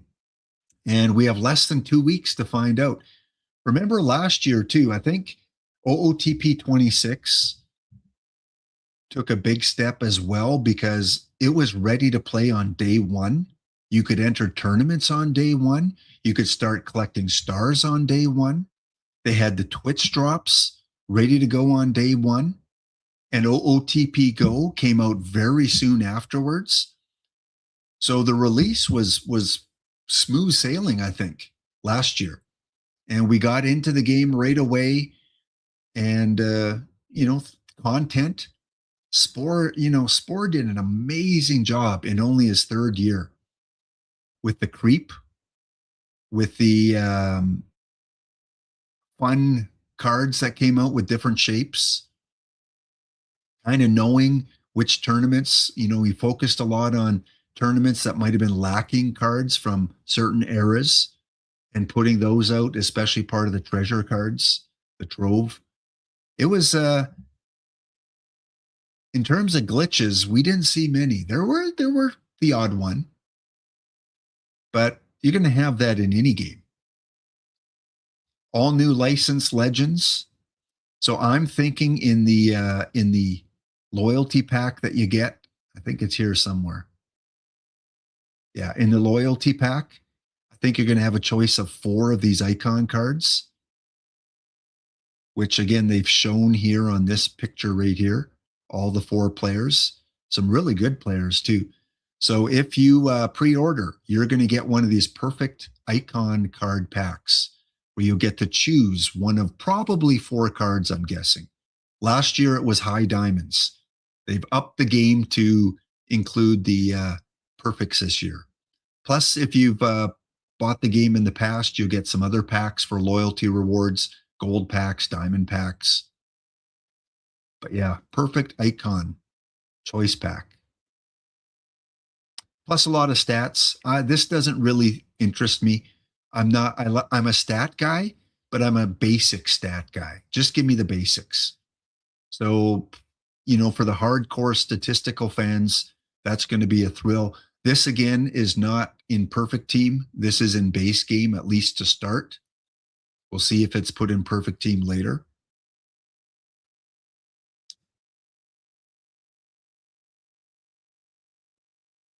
But yeah, looks exciting. Again, we don't have a lot of information about Perfect. We know that next week, starting tomorrow, there's going to be 3 road to release videos come out. But Perfect League, I don't think is coming out till the week after. I don't think we're going to get information about Perfect Team until probably Monday the 9th, my guess. Monday the 9th or during the beta, probably the 9th. And that's understandable because they're still working on content. They're still working on cards. They're still working on, a lot of part of Perfect Team right now. So they can't really show you things until it's kind of finalized. So I think starting on the 9th, a week from tomorrow, we're going to see some Perfect League stuff. So go get it, pre-order it, take advantage, get some of those free packs. And be ready to start on Friday, March the 13th.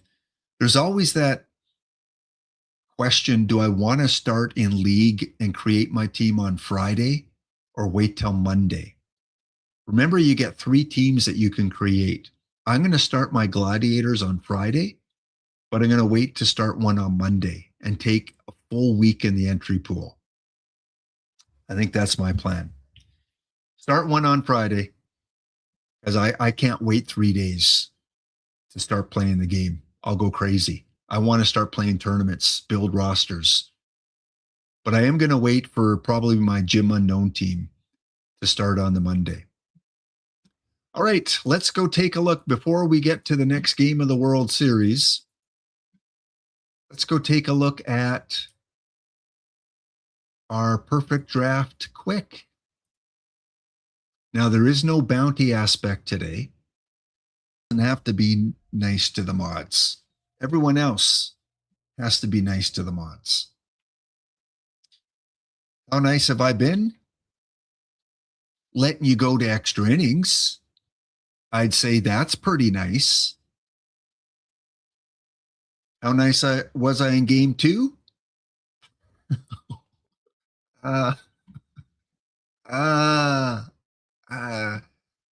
Please do not go to human resources. I'm gonna go to my human resource department and lay them off for a couple weeks. I don't need anyone going in to see them. Ouch. But look what I did for you in game number 3. Look what I did.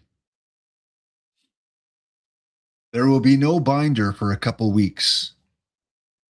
I don't know what you're talking about. What is this that you talk about? I don't know. Remember at the beginning I said I'm going to try something different and I didn't show you guys what I tried? Well, apparently it's working pretty good. Yeah. Ooh. I better check I have no 3s on my team.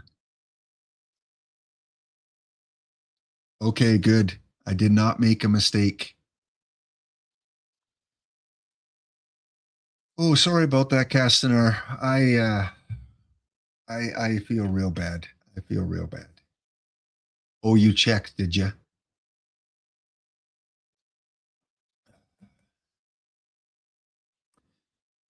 Winner of our series will take on the Maulers and the Skyhawks. Let's go check out the Maulers and Skyhawks, see if they're legit. No 3s for the Maulers. They got the 105 Thomas and the 102 Skeens. And the Skyhawks are good as well.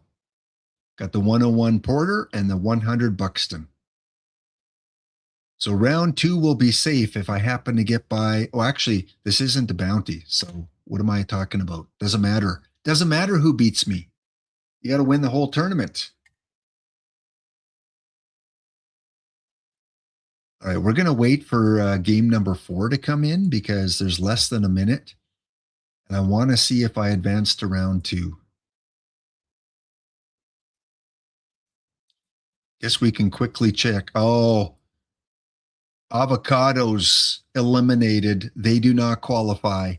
They've got David Wells, who hasn't pitched yet.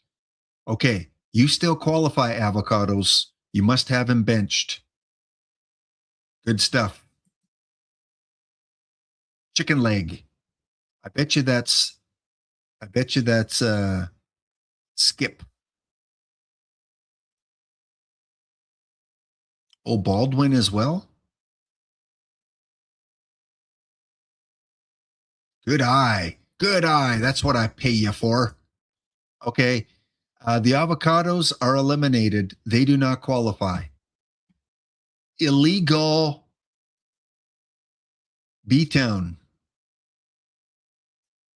Eliminated. We did not get into this quick enough. B-Town? You're not usually that type of guy. Eliminated. Easton. Good. You make a good hockey stick. Erie. Good. So far, the top 2 teams, Avocados and B-Town are eliminated. Benario. Fantastic. Castaner. Good. Indy. Appalus. The Traffic. Oh, they rub it in our faces. Taking this guy in the perfect. Okay, traffic is halted. No more going through this highway. The Maulers. 2 people on the bench. You are allowed to play Max Scherzer, though. You can play him. Skip. Joe Quills. He's 3-0 and perfect.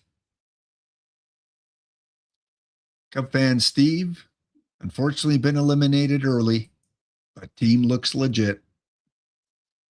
The Rhinos. No 3s, and they got Ricky Henderson and Roberto. The Valley are fine. Torvald had to bench Billy. Otherwise look good. They got Ryan and Ben Sheets. And the Squirrels are nutty, but they're good. Okay, so 3 teams will not get access to the packs if they win the tournament. That is the Avocados, the Nasty Boys, and the Traffic.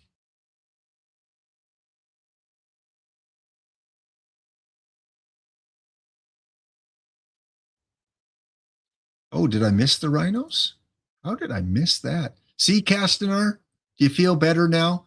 See, you said I wasn't being nice, but I was being the ultimate nice guy. I was going to let you reverse sweep, but now you spoiled the surprise. How do you feel for looking in your Christmas present 2 days early? I hope you feel bad now.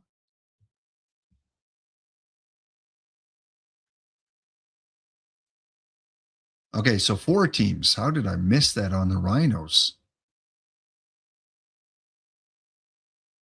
Did Murphy play? He did. Okay, yeah. Yeah, they've got 3 3s. So 4 teams do not qualify.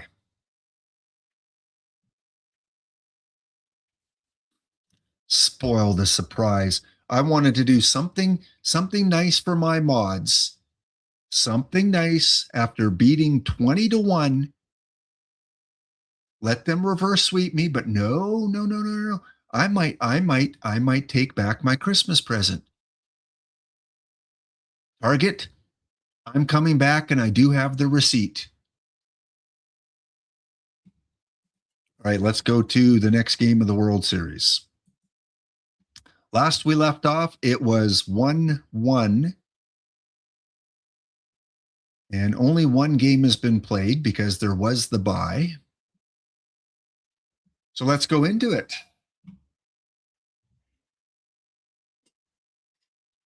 Remember, Orlando is a 5-time champion looking to tie the record for most physical trophy. Like, if you are married, Orlando and Los Toros, each of you have 5 physical trophies, 5 of them. Toros, you have 6. Like, who are you? Are you Meryl Streep, who wins all? By the way, Los Toros or Orlando, if you don't want one of those trophies, I'm willing to pay shipping so I can show it. Not that I won it. I would never say I won it. No, I would not cross off the engraving. Don't say that. I would not do that. No, Castanar, I would not put another nameplate over it that said Rocky Mountain Gladiators. I would not do that. But I would show it off. We need to see those trophies more often on screen and say, look what you can win. For now, it's just a Yeti coffee mug. So, if any team that has many trophies wants to, send one up to Canada, I'd pay shipping. Maybe. All right, here we go. Top of the second inning.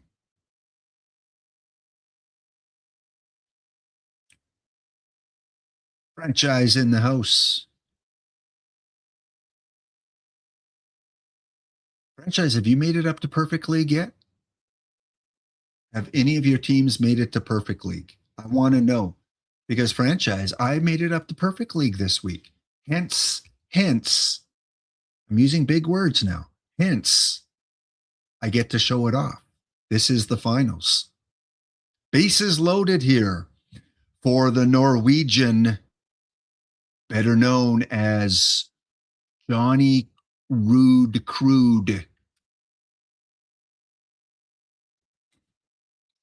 And he drives that into left field.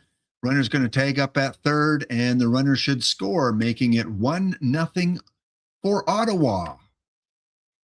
I neglected Perfect League until December. And then I said, whoa. I got to show Franchise that he's not the only good player of the streamers. I got to show him. What's he not good at? Oh, he's not good at League? Okay, I'm going to become good at League because he's good at everything else. I need to beat Franchise in something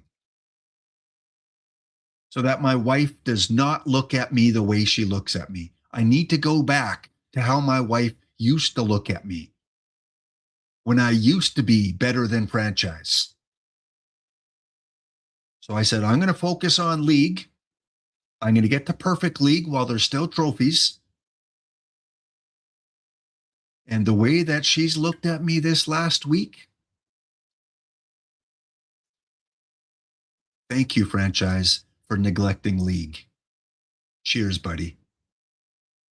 All right, let's go back. 1 out. That is driven to the wall. Wow. By wall, I mean like 30 feet short. Okay? It's my first time doing this, folks. Give me a break.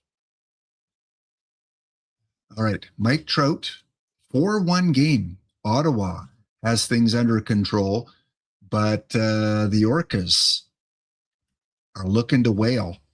And it is a walk. Bases loaded. And you know what that means in OOTP. They could score some runs with 1 out. Here comes Al Kaline, mission edition card, low pitch, swung on, over to second, back to first for the triple play. And by triple, I mean double. It's been a long stream. Give me a break, first timer. Rookies make mistakes. I've never streamed Perfect League before because I haven't been here for 2 years.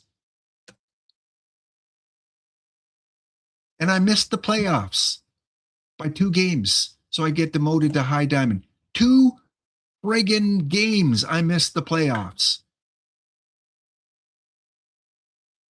Which other team finishes at 87 and 61 and gets demoted? Me. All right, here we go. Hannes Wagner. Inside pitch. Hannes drives that over the third baseman. It bounces into left field. Runner's going to round third and head for home. Orlando loads him up. Martin D. At home. The crowd chanting, Martin, Martin, Martin. Bases loaded. 1 out. Martin swings at that fly ball into center field, caught, and runner tags at third. 5-2. We jump ahead to the top of the 6th inning. 2 outs now for Larry Walker. Again, if you've never had 1-year-old Larry Walker, it is a very, very mediocre scotch. Good with ice. Gooden, Walker. He drives that deep into center field. Going. Action over. Congratulations, Larry Walker. You are the proud owner of a single solo shot. Take your shot of 1-year-old Larry Walker.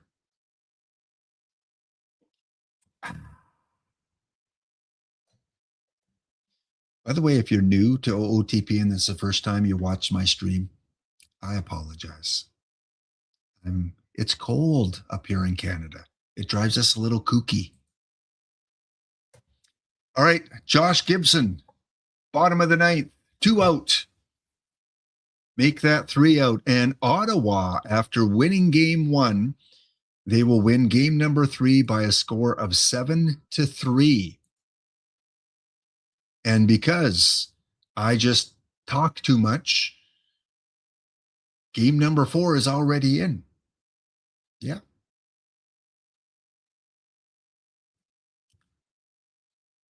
Huh. Interesting.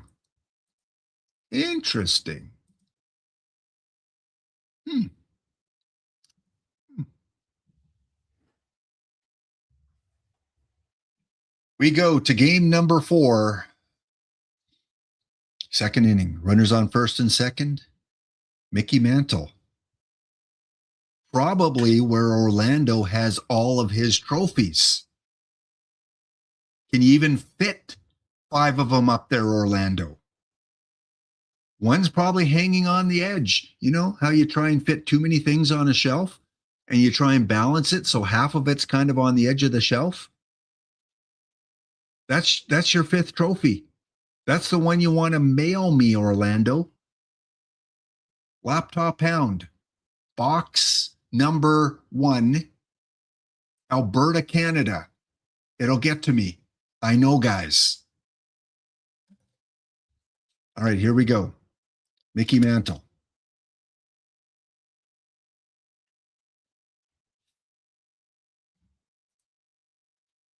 I'm afraid to ask.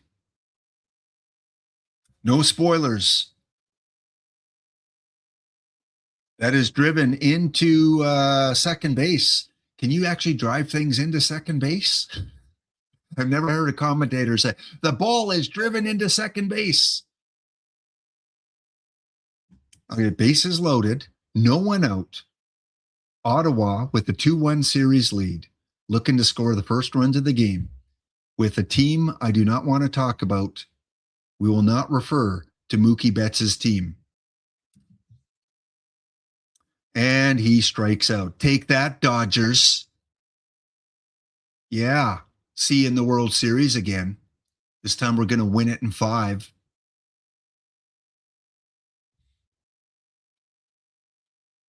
The Norwegian. I need a little song for the Norwegian. Kato, do you know a good Norwegian song? We sail ships. There's the walk up for John Olerud. Bases loaded, 1 out. Is driven into the gap. Olerud rounds first base. Runner scores. Runner from second will score as well.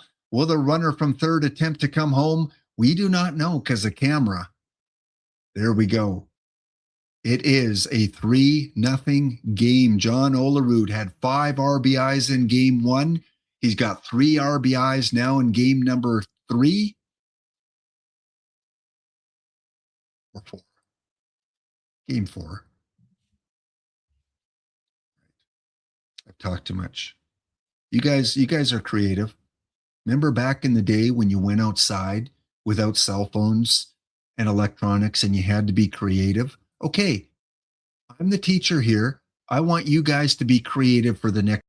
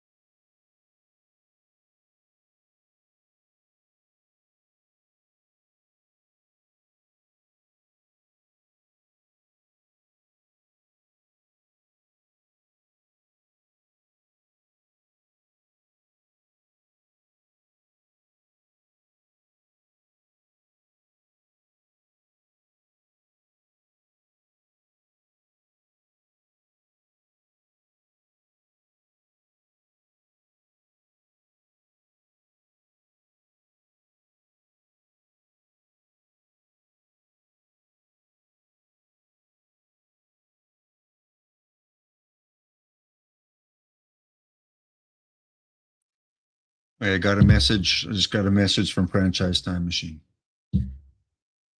Lap, please come back. I feel so lonely and don't know what to do because there's no gameplay sound. I'm not used to this. Please, Lap, I will do anything. I will even shout you out on my stream tonight for being an amazing individual. But please come back. I don't know what to do. Aw, thanks, Franchise. I'm back, buddy. There were a few spelling mistakes in that, but he was probably just so lost and confused. He wasn't looking at his screen and didn't do a spell check. I'm back. Hannes Wagner, 1 out in the 6th inning, and Hannes goes down looking.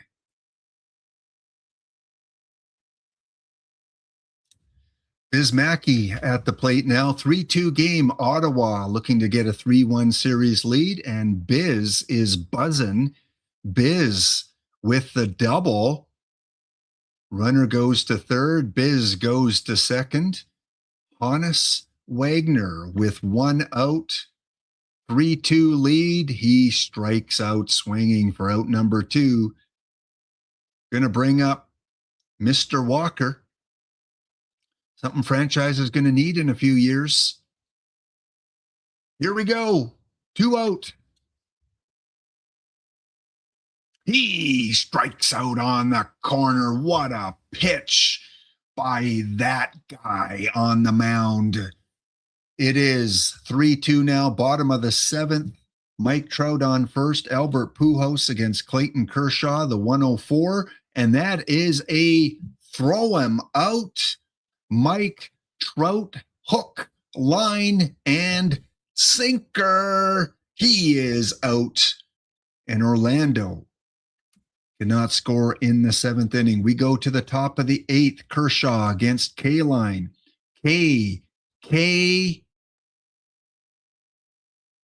I'm glad I didn't have to say the third one. I might have got flagged. Little dribbler is an infield base hit.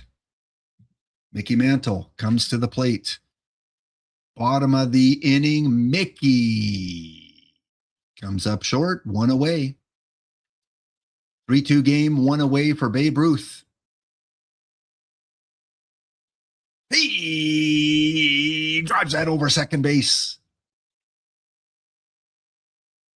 1 out. Babe with the single.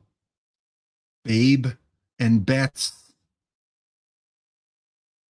Sounds like a cop movie. Babe and Betts. We've got Mel Gibson and Eddie Murphy back together again in the action. Babe and Betts. One likes to gamble, one likes the ladies. Catch it at your local theater. Babe and Betts. All right, Clayton with the pitch. And that is a routine fielder's choice. 1 out now for Josh Gibson. And he drives that into left field.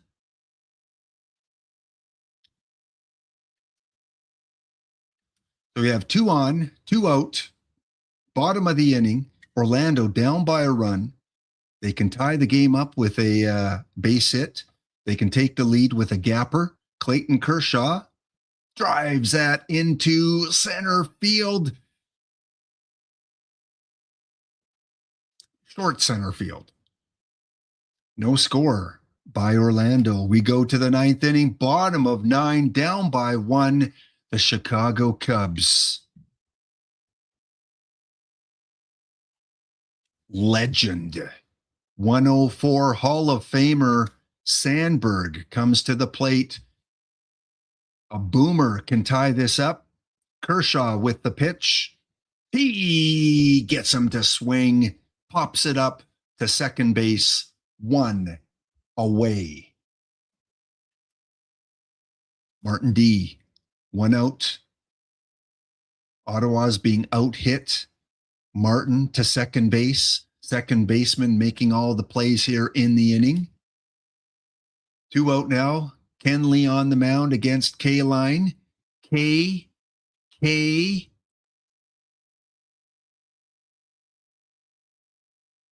Strikeout.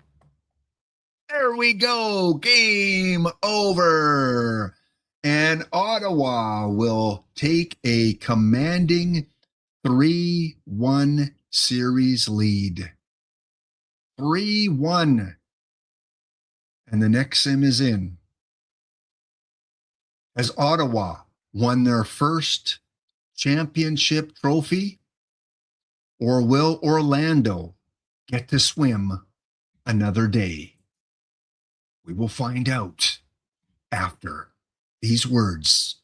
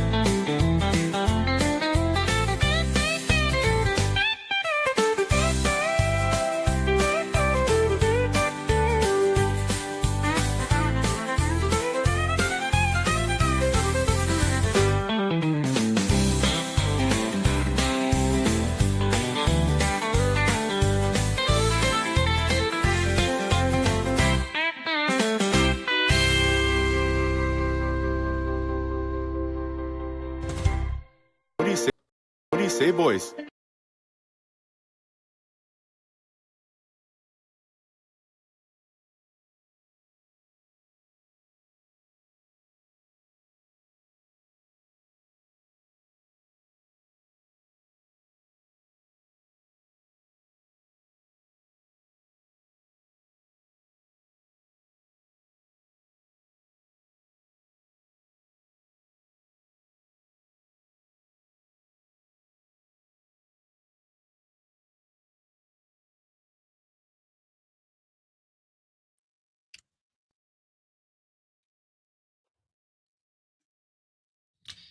Why's my phone going off again?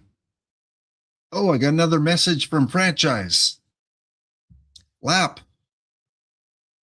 Where can I get tickets to Babe and Bets? Well, it depends. Are you a gambler or are you a ladies' man? Are you Babe or Bets? Because if you're Bets, you gotta make a little wager for these tickets. If you're Babe,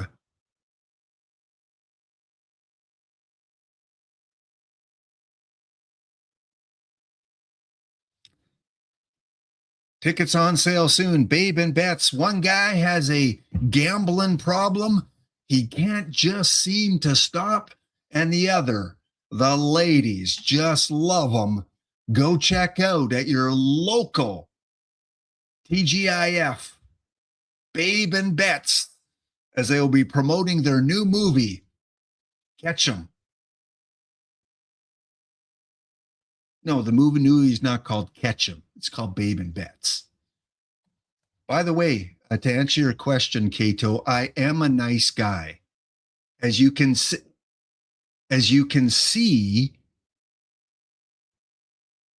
I allowed Castanar to come back and beat me in a reverse sweep.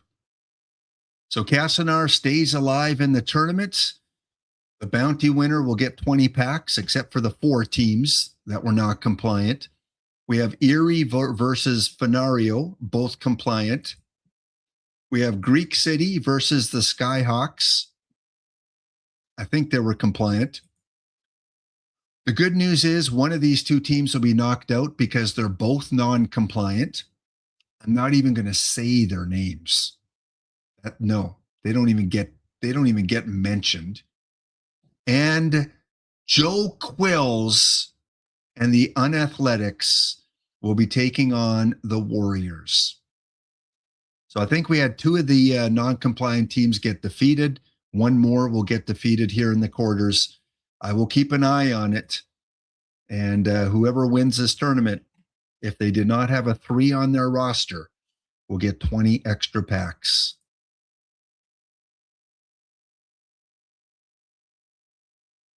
You're also sad not to play me in round 2. Well, I was being a nice guy. Should I stop being a nice guy, Reb? I mean, I felt bad. 20-1, I won game number 2. So I went in and I turned off my secret formula that I did at the beginning. I said, I can't keep beating Kastner. He's one of my mods. I'm going to have to put out a help wanted sign. I might have to pay for therapy. I don't want to do that. So I went and turned off my cheat code. And he beat me 3 games. And he spoiled Christmas, Reb. Yeah, I hope you like your PlayStation 5, kid. Thanks for peeking. All right, let's go into the game.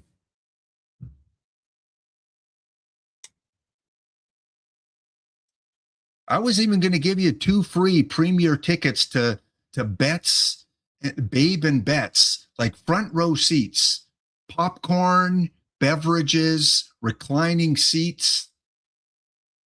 No, you had to spoil it. So all you get is the victory. By the way, I forgot to turn on my own stream to get my own drops. I don't think I can stream another 3 hours. I might get 1 or 2. Quit texting me, franchise. Lap, when are you going to come over so we can play some Halo? I'll even play Halo 1 because I know that's your favorite. And I won't steal the sniper rifle because I know that will make you sad. Aw. Please come over to my house and we can play some Halo, maybe Twister, and I can show you all my PTCS trophies hanging off the mantle. Please bring Babe and Bets tickets with you. Maybe we can go out together and watch it. Signed, FTM. When you're buddies with someone, you don't use the full name. LTH. All right, let's get into the next game. Will it be over and I get to end this stream finally? Eesh. 3 hours is a long time on a Sunday. Okay, no spoilers.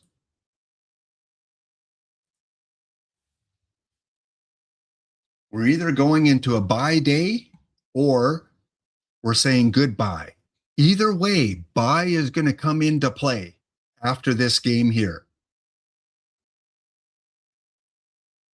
Pedro Martinez, game 1 starter, going up against Babe Ruth Orlando must win 3 in a row. They did it in the semifinals, taking out Dry Rib 3 in a row. Can they do it here? And they're off to a great start as Babe Ruth hits a solo shot and a 1-0 lead, Orlando at home. Here we go to the top of the third inning. Canadian Larry Walker, not in the Fast and Furious movies, by the way. He will homer over the right field wall, and he is doing anything but walk around the bases. He is Larry Trotter as he goes in with the tying run, 1-1. Ottawa, with a win today, they can secure their first physical trophy. They can dust off the mantle. They can take off all of those, what do they call them? What are those transparent crystals? Savorskis. Get rid of them. Get rid of the Savorskis, Ottawa. You're going to have a perfect league trophy if you win this game. I don't care if the parrot has color on its wings. Get rid of the darn Savorskis. They're not worth anything. Here we go. Lou. He drives that one into center field. That is not going to be a home run. It goes off the wall. And the hometown Orcas have taken the lead here in the bottom of the third inning. 3-1. And they still have the bases loaded. Kaline, Wagner, Lou, Ryan at the plate. Cub fan Steve has moved up a little closer to the screen. Ooh, Ryan's coming up with the bases loaded. This is like 2008 all over again. Here we go. Ryan against Pedro. Thick with anticipation. He swings opposite field, going. Cub fan Steve is doing the dance. I've seen video.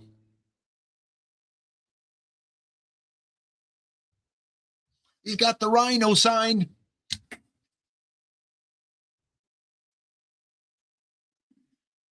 If that's not a thing, it should be a thing. 7-2 as we go to the top of the fifth inning. Don't look now. Ottawa scored one already. Babe, the non-chocolate bar eating Babe Ruth, is at the plate. Walker on second, Chipper on first, and Babe walks. And what was a 7-2 game is now a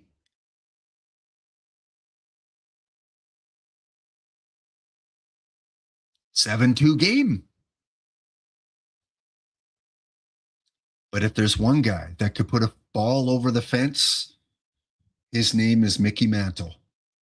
Mickey Mantle versus Pedro Martinez. How we would have loved to see that in real life play out. How's it going to go today? Pedro, Mickey, left field, and caught. And the bases loaded, 1 out. Orlando keeps their 7-2 lead as we go to the top of the ninth. 1 on, 1 out. This guy has been all over today. Larry Walker up against Andrew Miller. I swear, you're going to get ads for something to do with alcohol, old people devices, or old video games. Here we go. Larry Walker. He drives at the second base over to first for the game-ending third out. And I have to continue, apparently, because we are going back to Ottawa for game number 6. 3-2 series lead. I got to check if that is the next game or if that was the bye day. That was the bye day. Okay. How does DishNet do this? Holy smokes. Pace yourself, Lap. Just pace yourself. Let the viewers use their imagination sometimes. You don't have to give play-by-play for every at-bat. Just breathe, pace yourself.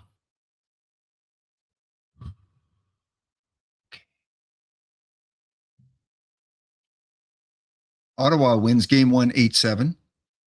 Orlando game 2 4-1.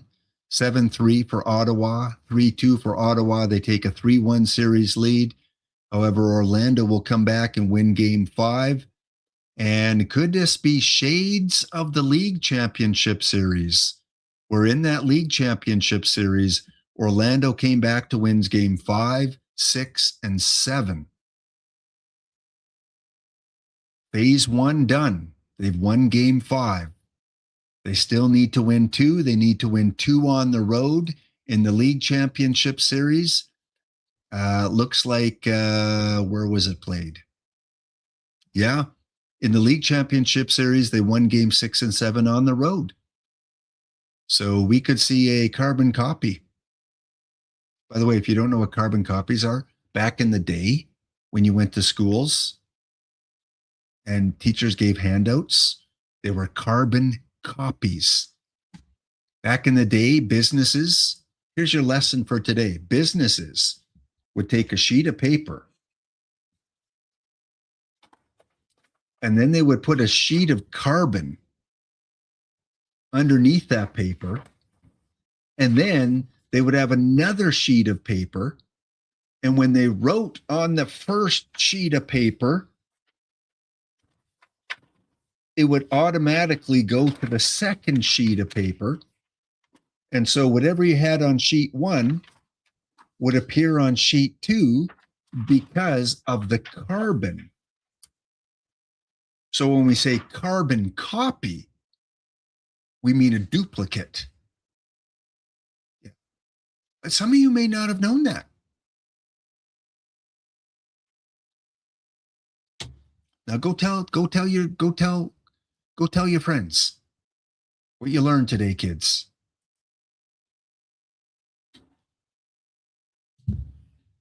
Oh man, I remember using a typewriter. I remember having to use remember that whiteout on typewriters? It wasn't like the liquid paper whiteout. It was like a carbon copy, except instead of black carbon, it was white carbon. And you'd have to press, when you made a mistake on your typewriter, you'd have to take the sheet of paper out. Here's lesson 2. You had to take the sheet of paper out. You had to get this little white tape and put it over top. And then you had to do this. You had to rub real hard. Just rub it hard. And then you'd have to go like that.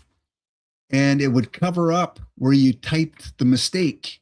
And then you'd have to feed the paper back in and line it up exactly, not too high or too low. And you line it up exactly, and then you had to retype the word. It was a pain. Thank you, franchise, for contributing to lesson number 2. All right, we've got 8 minutes before the next game is going to come in. So let's go and check this.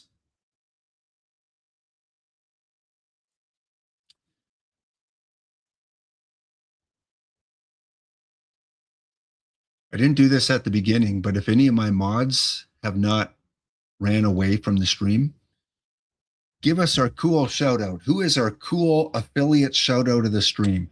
I'm hoping it's Franchise Time Machine, because otherwise he's going to text me and say, Lap, how come I wasn't called out today? How come I didn't get a shout out? So please let it be Franchise.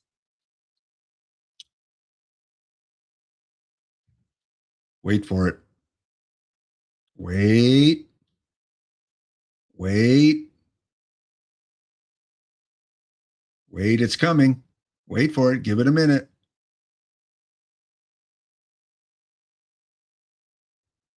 LTH. It's me, FTM, Franchise Time Machine. Why is it I never get a shout out on your stream? Yet on my streams, I always make an effort to shout you out.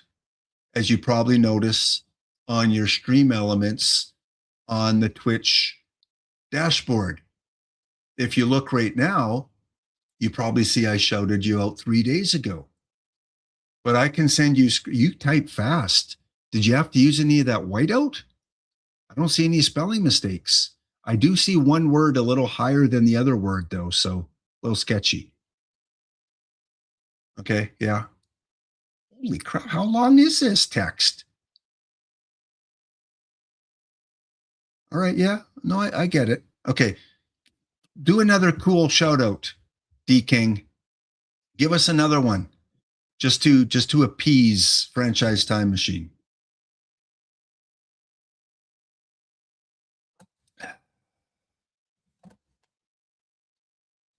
It's a typewriter from the future, Floyd. Top secret. And it even has a clock. Yeah. I bet you don't have a typewriter with a clock.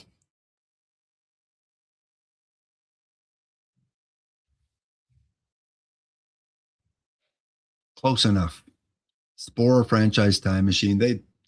They're both good in like tournaments, so that's good. Except the 5L. They're both community members, so that's close. Oh, wait a minute. No, they're not. They're not. They're both something. They like ketchup on their fries.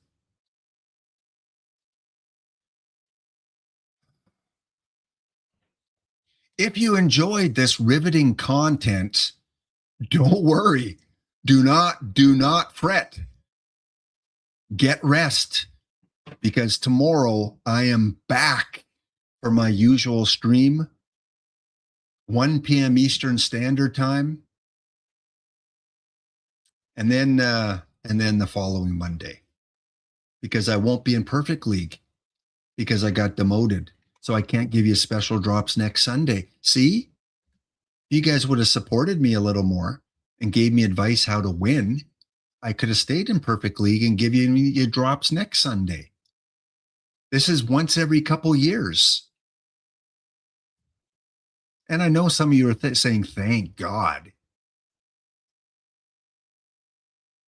Yeah, I know I miss Dish too, okay? I'm right here. You don't have to say those things. It hurts. Back tomorrow.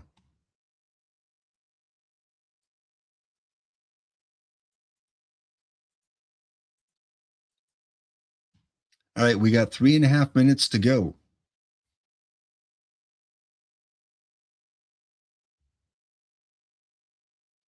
Really? Why is tomorrow? Joe, you can teach the teacher something. I have no clue what you mean. Tomorrow's the last stream. You can say Eastern Standard Time until November. Why? Did we adopt a new calendar I'm unaware of? Are we going from the Gregorian to the Jalupian? Julian, Gregorian, Hij, Krakatoian. Okay, I got to wait for the answer. Based on my schedule. Is it? Do we really change our clocks again? Didn't we do that 2 weeks ago? I swear the clocks just went back.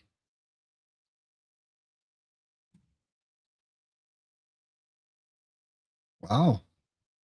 So there's no Eastern Standard Time after the clocks go ahead? Everyone's just on the same time? We're all on Central Time? Franchise. Hey, franchise.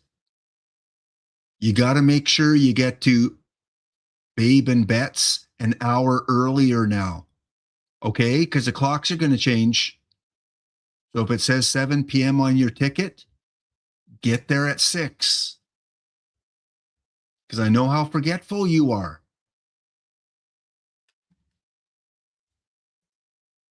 What did I end up on here? Some random tournament.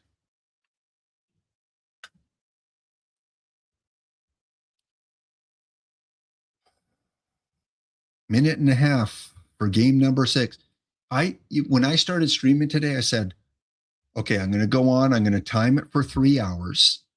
That way, if you're late, too bad. Sucks to be you that you didn't get all the drops. We are now at 3 hours and 8 minutes. I put in the time, even though I didn't have my own stream on, and I've got no drops yet. And I said, Lap, watch. It's going to go to game 7.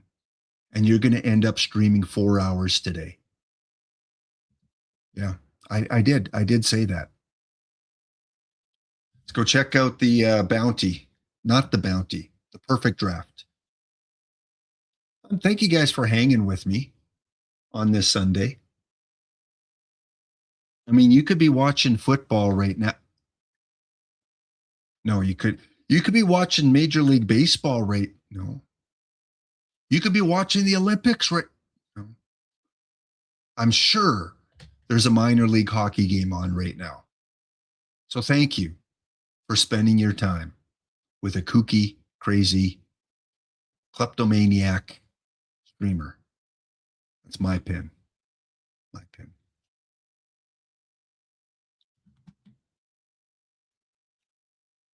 What do we got going on here?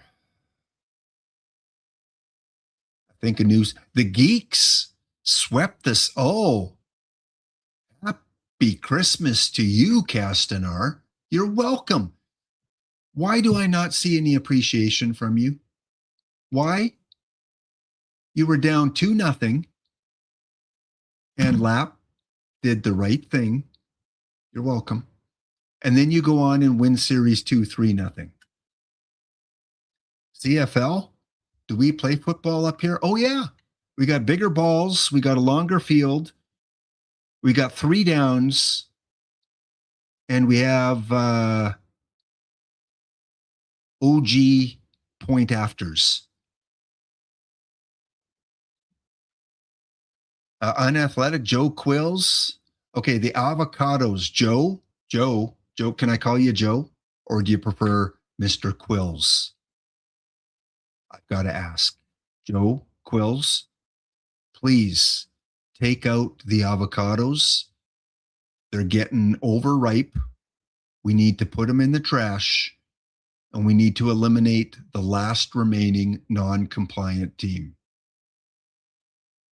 So, Joe Quills, the smelly avocados, the Geeks, and either the Peggy O's or the Seawolves will go to the Final Four.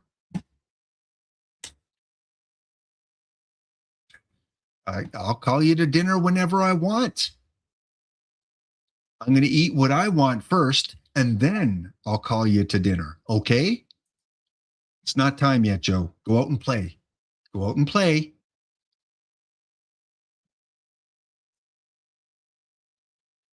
All right, game number 6 is in. Will Ottawa, in their second opportunity, take home a physical trophy? Or will laptophound have to endure a game 7? We are moments away from finding out.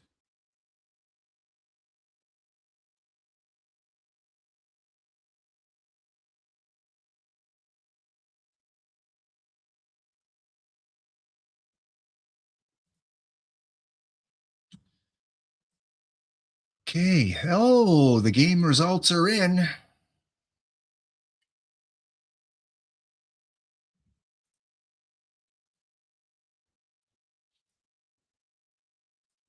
We go to the top of the second inning. Martin D on at the plate.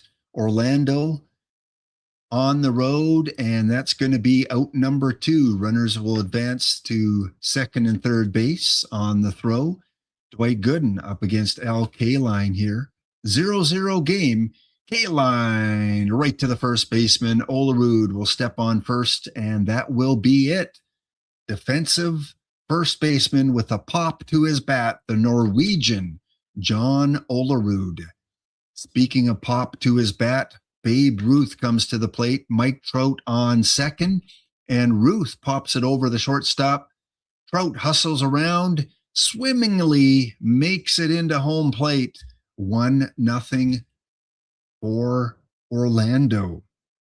Josh Gibson comes to the plate. Runners on first and second. Gibby up the middle, while the middle of the shortstop and the third baseman that gets by the catcher, and that's going to be another run for Orlando. And all of a sudden here in the third inning, it is 3-0. Batting now in the fourth, runner on first, Mr. Walker going, stamp your ticket. Buy 9, get 1 free. That is his third home run of the series. Larry Walker gives the Orcas a 4-0 lead. Make that 5-0. Top of the fifth inning, Orcas at the plate. Walker looking to stamp his ticket again, and that one goes into right field bleachers. Ching, ching. That's number 4 for Larry, looking to become the MVP of the series. And Orlando has an 8-1 lead in the sixth. The game is not giving up yet as we see a carbon copy home run by Babe Ruth, his third home run of the postseason. And Ottawa 8-3 now. 2 on, 2 out for Chipper Jones. And Chip into right field. Goes to the wall. Runner from second's going to score. And we've got runners on second and third. 2 out here in the seventh inning. And then make that 8-5.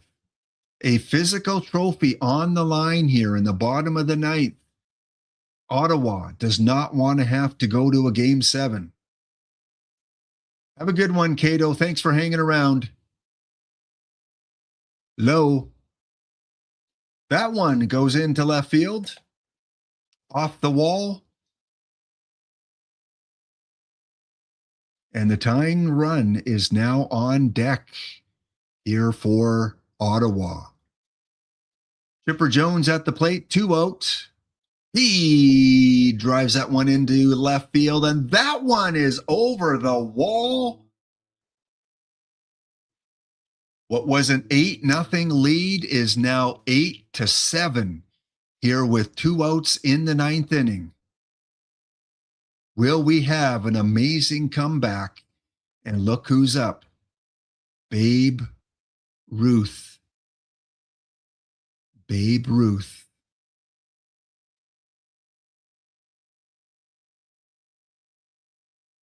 Fly ball into left field. Babe will record the last out of the inning. And Orlando just will not go down. They will continue the World Series with an 8-7 victory. Amazing, amazing, amazing. As both in the conference championship or championship series and now in the World Series, down 3-1. They win the championship series 4-3, and now we're going to a game 7. Their 6th trophy can become a reality. Actually, no, their 5th trophy. I apologize. I thought it was 5 and 6. It is 4 and 5. They are now going to a game 7 where they can tie Durham for the most trophies this year in Perfect League. And not only that, but they have the record for most Perfect League playoffs. They have been in the Perfect League playoffs 21 times. Make that 22 after this season. The Toros have 20 playoff appearances. False Hustle with 18. Warriors with 15. Friars with 14. Laps Community Speed Run. Yeah, I made the list. I'm at the very bottom.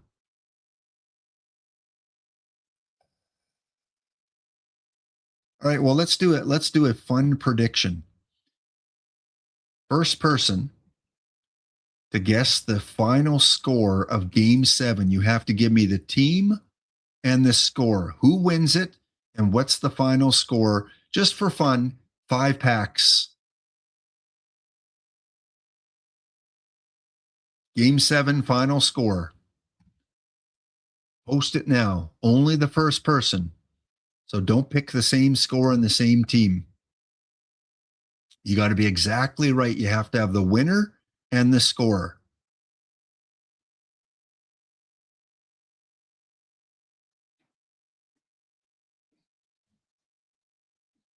Affiliates of OOTP are not eligible for the contest.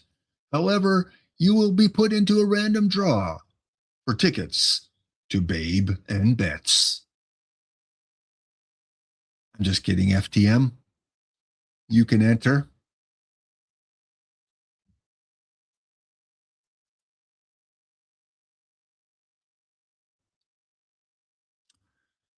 We got a few minutes before the game comes in. Let's take a look. Still waiting on game number 5 between the Peggy O's and the Seawolves, which is probably pretty good because you guys that need more drop time. Most of you probably still need a few more minutes because a lot of you weren't here in the first 20 minutes.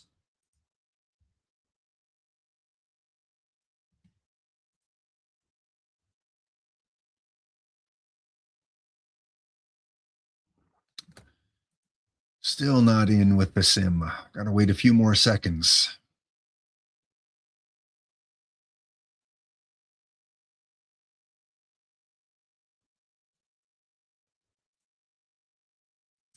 So funny how a lot of perfect drafts now. You can tell people aren't playing because we've got 2 in the quick. Right now, the up and down ladder is down to 32 teams. It got cut because there were less than 32 when it went to the quick stage. Pitchers first had more than 32. That's still why it's at 64. I got to enter the leisure lounge. And I'm going to enter this one too, up and down. I like the ladder. The ladder is fun. And just in case I forget, I better get into tomorrow's 5L. Don't forget next Monday, not tomorrow, but next Monday, it's going to be the Community Waggy Awards. And in the Community Waggy Awards, I've asked a few people in the community, go figure, for their most memorable cards of OOTP 26. So I got about 10 different people that gave me their responses. And on Monday, March the 9th, one day before the beta version comes out, I'm going to go through and we're going to celebrate the community and some of their favorite moments of the game. So that'll be fun. Get some extra packs there as well as we wind down the game.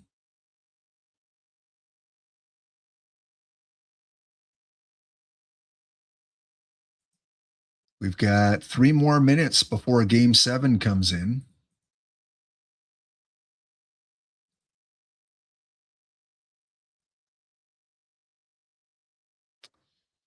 How have I done in my tournaments? Third, fourth, 5L and 6L. I'm not as good as Teddy O, who won both in a single day. I came 3rd and 4th in both. Teddy, you're amazing.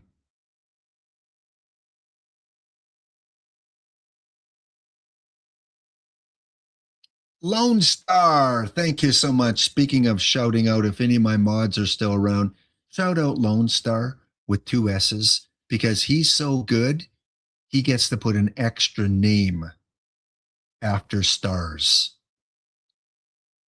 Lone Star, Primer.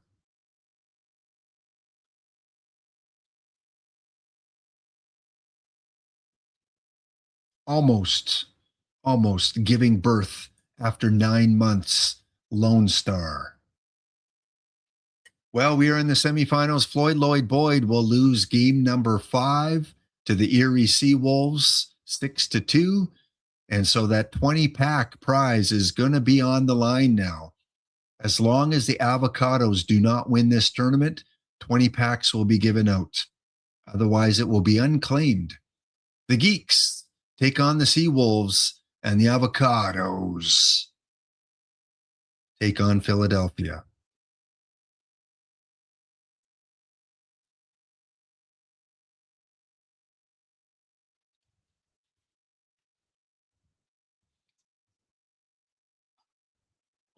All right, we got a minute to go before the sim comes in. So rather than get interrupted by a break during the sim, let's take it now.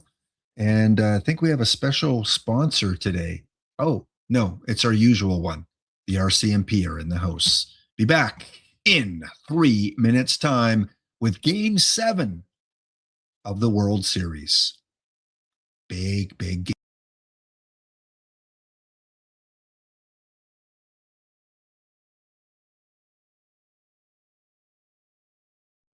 How was your day, sweetheart? It was fine, but my neck is a bit sore. Mine too. Do you think it's our mattress? No, I'm quite certain it's the human beings sitting on our backs. RCMP, Royal Canadian Mounted Police. RCMP, Royal Canadian Mounted Police. We wake up in the morning and we comb our hair, put on our Mountie underwear, protect the country at any stake, playing with horses on every lunch break. Hey, Buttercup! Come play, Buttercup! Canadian pride we represent. We usually wear gray, but you know it's the best when we wear red jackets and fancy hats. Watch us bust and move in our Mountie pants. Go, Daryl! You've got soul, Daryl! Go, Daryl! Go, go, Daryl! Go, Daryl, go! RCMP, heroes on horseback from sea to sea. RCMP, Royal Canadian Mounted Police. In all of North America, they're the largest force that cares for ya. RCMP, we're the Mounties! Like the police, but for the whole nation. Protect the PM in every situation. We're the fighters of federal crimes, like people producing fake dollars and dimes. Hey, Bill, that looks like a fake bill. In certain regions where the local cops protect the streets and make the crime stop. For others, we guard their highways the best, enforcing safety in our flashy vests. RCMP, Royal Canadian Mounted Police. RCMP, Royal Canadian Mounted Police. We're the mounted Mounties and we draw the line on dangerous stuff from other countries to mine. Protect the nation from all around and keep the border safe and sound. Good night, border. Sleep tight, border. RCMP, heroes on horseback from sea to sea. RCMP, Royal Canadian Mounted Police. In 1920, they became the crime fighters that saved the day. RCMP, we're the Mounties. Our fancy coat is called a surge. It's fresh and fierce and gives us courage. Our baggy pants aren't possible, but they make sitting like this possible.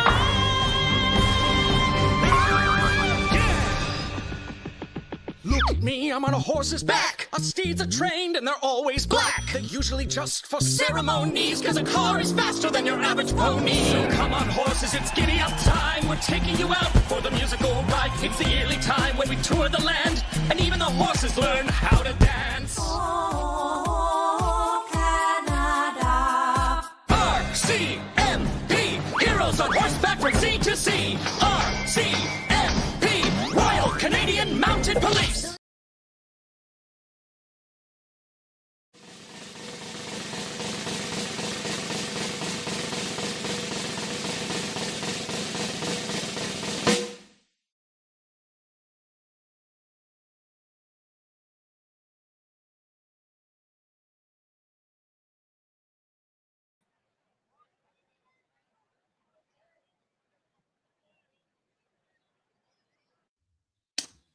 All right, we are here for game number 7 of today's Perfect League Championship World Series. Time to get serious now. All kidding aside. Other than Is anyone good at Photoshop? I need someone to do a good Photoshop or whatever, some sort of something with a movie poster called Babe and Bets, where Babe is a ladies' man and Bets is a gambler. Babe and Bets. Now, you can either use the real Babe Ruth and Mookie Betts, or you can use myself and Franchise Time Machine. I don't know. Franchise Time Machine might be Babe. I don't know. We've never seen what he looks like. He might be Betts. But yeah, we need someone good at Photoshop. A Babe and Betts coming soon movie poster. He's a hard on his luck gambler. And he is the big ladies' man. Babe and Betts. All right, let's get back to it because we have a championship trophy that will be given out. Nicolino will be contacting the winner of today's game. It'll either go to Ottawa for Ottawa's first championship trophy of the season, or it will go to the Orcas, who will tie the record for 5 physical trophies. Don't forget, 2 more physical trophies to give out. One next week, one the following week. And then the new game's going to come out shortly after that. Actually, I think the game will already be out for a couple days before that last trophy is given out. So this is the end for the prediction.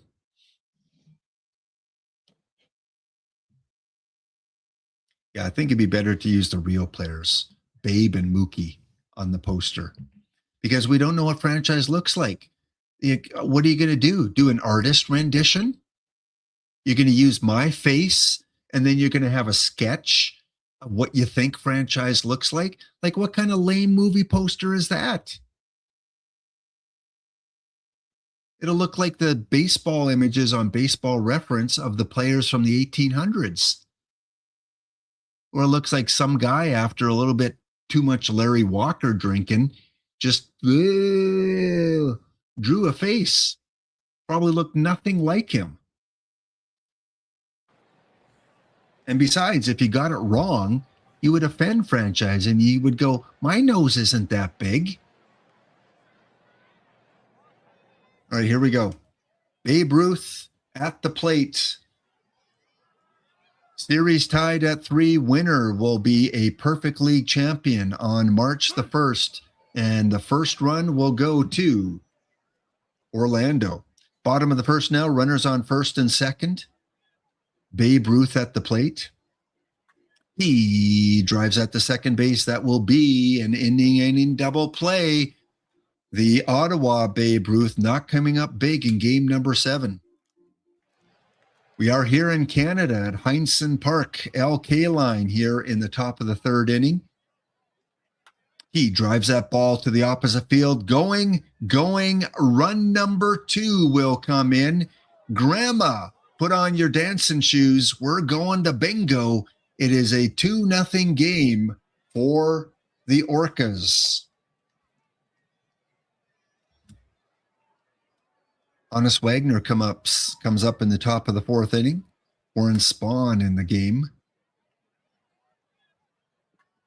And that is driven into the gap, and that goes over the orange marker. The 3rd solo shot of the day, and the Orcas up their lead to 3-0. And for the scoreboard watchers out there, Ottawa, bunch of zeros. Chance to get their first hit of the game. Man, the players we've seen the most, are there any other players on this team besides Babe Ruth and Larry Walker? Like, seriously. Here we go. We haven't seen the Norwegian in a long time. Babe Ruth, bottom of the 4th inning, 1 out.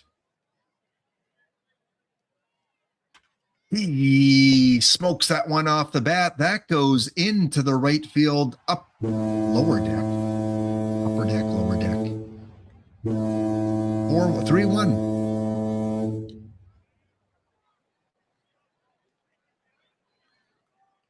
Ottawa up 3-1 in the series. All they had to do was one more win to take a physical trophy. Can't waste the opportunity. Who knows if they will ever get back. Mickey Mantle with Al Kaline on second. Mickey jacks that one into left field over the head of the left fielder. Runner's going to score from second base, and Mickey Mantle with an RBI double. Make that 3-2. Orlando with the lead. Things are getting really close here in front of the hometown crowd in Ottawa. We go to the bottom of the 5th inning, 3-2. Only 2 hits for Ottawa. Biz Mackey might have something to say about that. Here comes the pitch. High and down the third base line. Biz rounds first and will easily get into second base with a leadoff double here in the bottom of the 5th inning. Tying run now at second base, Hannes Wagner at the plate. Greg Maddux, variant 5 with the pitch, and Hannes. Is the runner going to try and score from second? He will not. Oh, he does. We have a tie ball game. Down 3-0. Orlando runs in the 1st, 3rd, and 4th. Ottawa, 2 in the 4th, 1 now in the 5th. We go to the top of the 6th inning in a tie game. Warren Spahn against Josh Gibson. And that is low and inside. Leadoff walk. I don't know. Spahn would not be my guy in a Game 7 situation.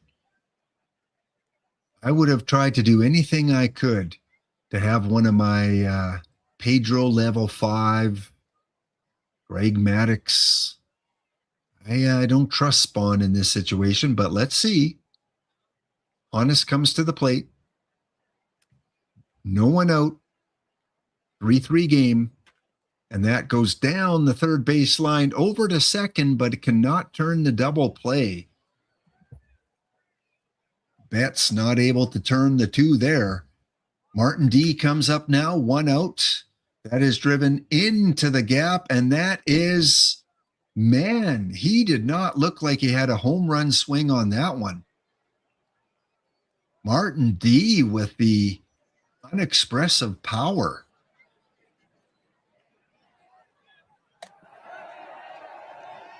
Let's watch that swing again. That does not look like a home run swing.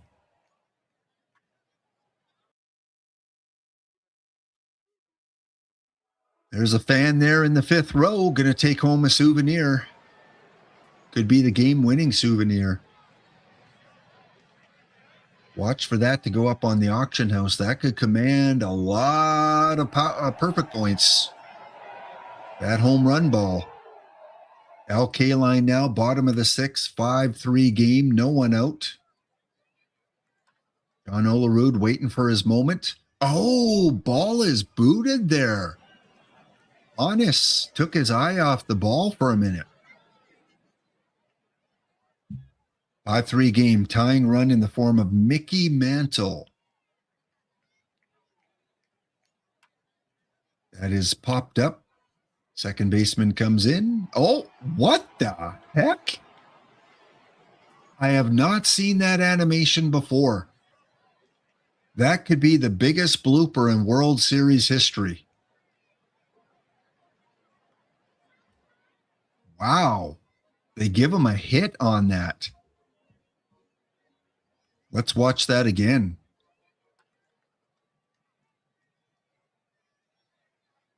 The pitcher just froze.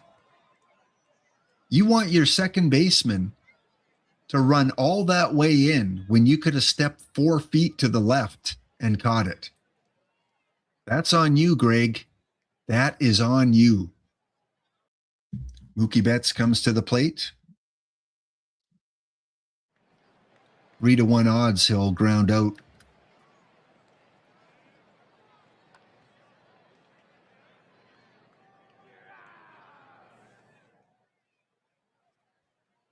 That is a double play. Ottawa, another wasted opportunity. They do move the runner to third, though. And look who's up. The Norwegian. Big Johnny O comes to the plate as the tying run. Kenley Jensen comes into the game. Is the bat corked? Norwegian flags all over, and that one goes into left field. Another RBI for the Norwegian. Norwegian flags are waving away. I don't know what the Norway flag looks like. I'm sure it has a cross on it.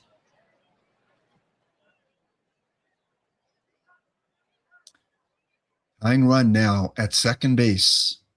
2 out for Biz Mackey. Bullpen up for the Orcas.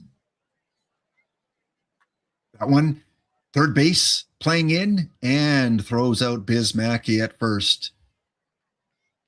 1 run in for Ottawa. We head now to the bottom of the 7th. No runs for Orlando.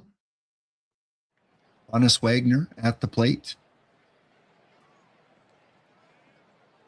I'm guessing he'll get on base here. He's given the red light. Do not swing, Honest. Do not swing. And he doesn't. Tying run now on first with nobody out. Ottawa has had chance after chance after chance. Lefty Grove makes his way into the game. Going up against the pinch hitter, Martin D. So both managers using what they have available. Lefty Grove, righty Martin. Martin's better against the lefties. Low pitch, that's going to be swung on and a fly ball to right field. Runner cannot advance. Chipper Jones with 1 out. Look who comes out on deck. Babe Ruth. Will he get a chance? The pitch. That one is into left field. Goes to the wall. Runner round second. Heading to third. Will they send him in a 1-run game? They do not. Wow, Ottawa. I think they could have scored on that one. Let's watch that replay. Could this cost them the trophy?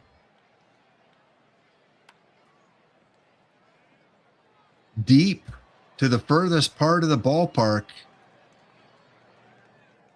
Oh, I think they could have. That would have been close. That would have been a play at the plate. Probably a wise decision with 1 out and Babe at the plate. You don't want to. Give Babe a chance. Don't want to prevent Babe from getting a chance to win the ball game here. 1 out. First base open. Lefty looks towards the dugout. It looks like they might want to intentionally walk Babe here to get to LK line. Will Lefty listen? He does not, and Babe Ruth is going to drop that into left field. We have a tie game at home. The fans.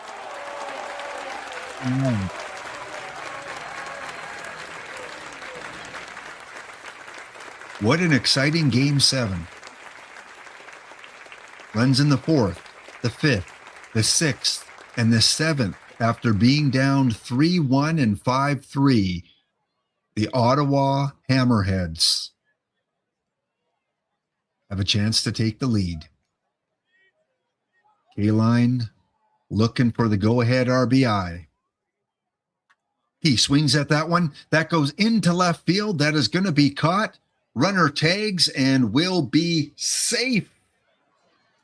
And for the first time in the ball game, the hometown Ottawa Hammerheads have a 6-5 lead. Max Scherzer comes in relief. Warren Spahn in line for the win. Can Scherzer hold things down here against Gibson, Wagner, and Martin D? That one, right down the middle, caught for out number 1. Martin D with 2 outs here in the 8th inning. That one goes into the glove of the left fielder. We go to the 9th inning. Oh, I am glad I do not own this team. I would be could you imagine if you were Ottawa and you have not won a Perfect League championship and you're up 1 run against a 4-time champion and you give the ball to Kenley Jansen. Wow.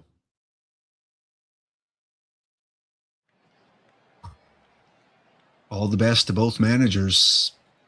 Mookie Betts first up. Grounded into a double play for the opposition team earlier.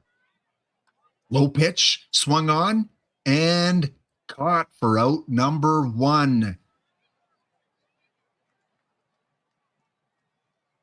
It's going to bring up pinch hitter Mickey Mantle. Sandberg walks off back to the bench as Mickey comes out to face Kenley. And Mickey's pretty good against the righties. He's got a lot of power. Ottawa. Orlando. 1-run game.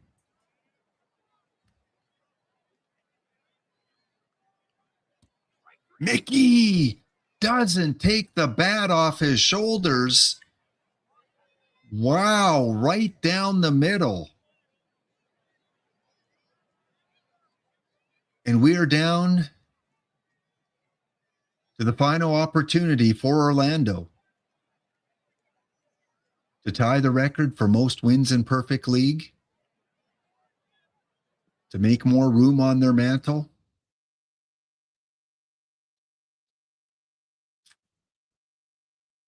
Wow.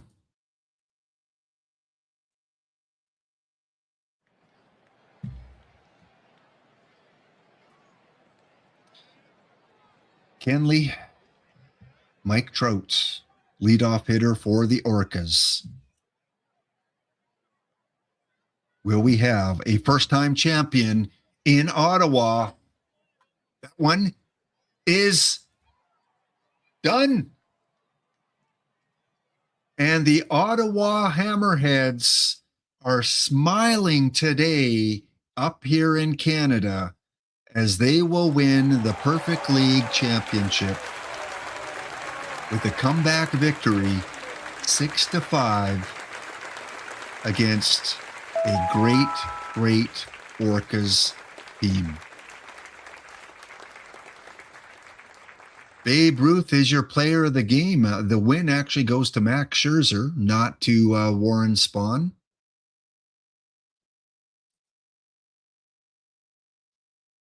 And Orlando, man, what a playoffs you had.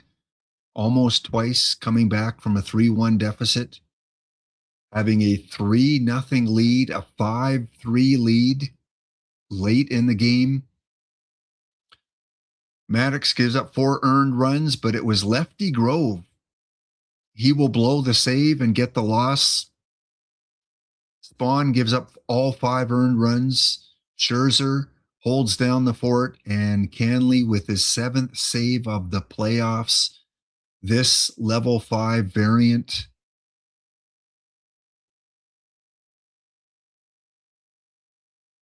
in today's playoffs. Look at this. Save. Blown save, but gets the win. Only blemish really is the loss in game number 5. Yeah, that was a masterful performance. Your World Series MVP from Ottawa goes to Biz Mackey. And again, they will now join the ranks of all the other Perfect League champions. Let's see if they added it already. Ottawa, are you here?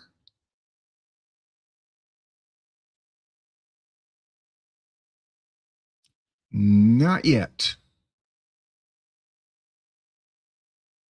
So there you go, the 2074 World Series champions, Ottawa Hammerheads. Very quickly, they got to the finals by taking out fixed fields in extra innings.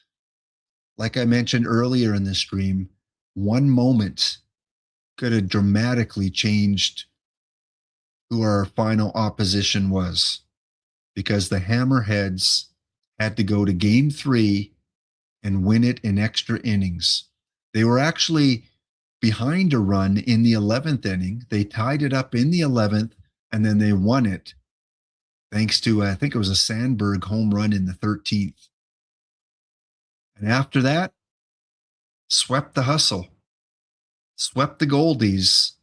Were up 3-1, found themselves tied after 6, down 5-3 in the 6th inning, and came back to win their first physical trophy. Take care of that trophy in Ottawa. What a World Series. So thankful I got to call it. And the reason I got to call it is because my team were in Perfect League this week.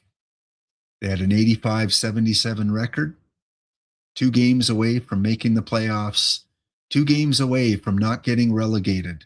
But unfortunately, along with West Hartford, Durham, River North, Summerlin, Las Vegas, Silicon, Champaign, Dollar, Alston, Charlotte, UCLA, the Eagles, Webster, Beijing, hello friend, the Warriors, SK, Madison, Winnipeg, Hilltop, Indy, Gotham, and Maryside will drop down back to High Diamond. Congrats to those of you that are going up to Perfect League. 6 teams from the 4 High Diamond leagues will get their shot next week at a physical trophy. And I forgot to check who the World Series MVP was.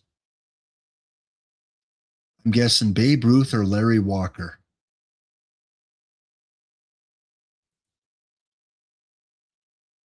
Oh no, I did check. It was Biz Mackey. Yeah, it was Biz.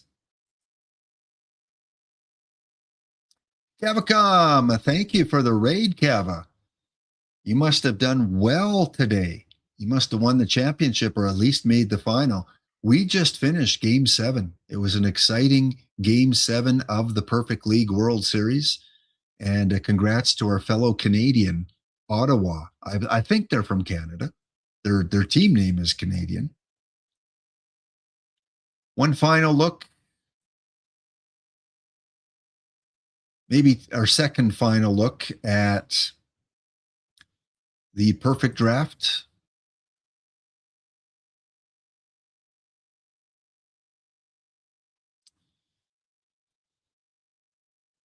We were down to our final 4.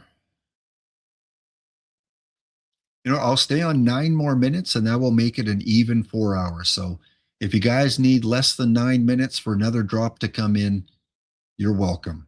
We'll get you there.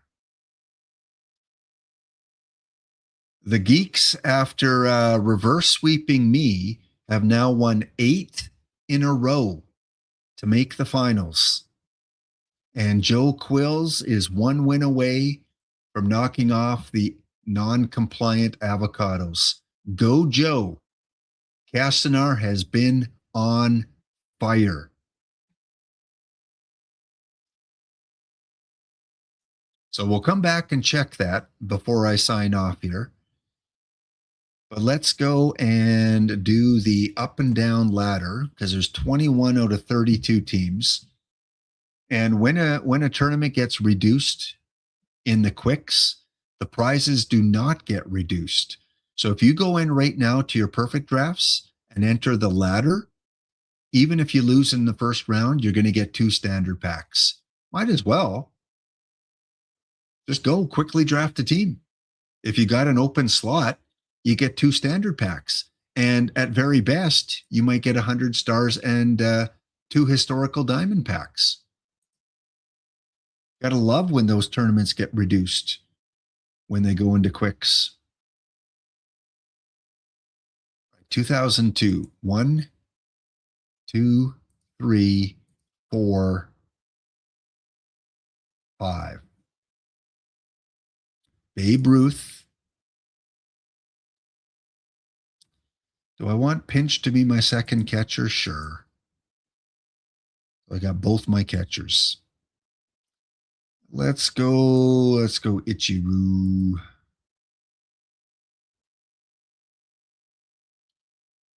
This is 2002, huh?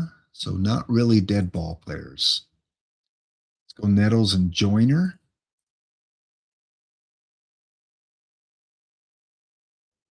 Yeah, it's already simulating. It's not simulating because there's only 21 teams. So that's what it does when it's supposed to start. If it hasn't filled up, it'll automatically go into simulating, but it actually won't sim until 20 minutes after the last player joins.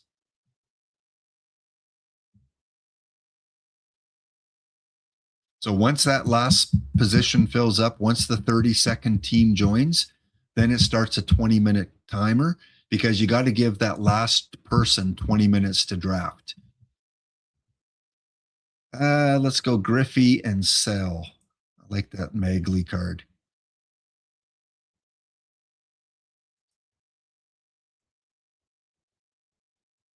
Is there a DH? There is. I like Ackley. Let's go with Ackley.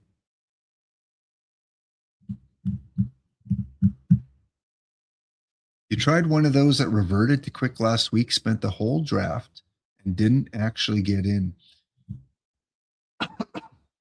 Sometimes I've seen this glitch once in a while where there's like 31 teams, and so there's one opening left, and 2 people kind of click at the same time to join, and both get to draft. The game somehow doesn't knock one out. Both draft, but then they only allow one of them in. So you think you get in, but you don't. So I'm curious, were you like the last person to join? Did you think you got that last opening? Because that might have been what happened.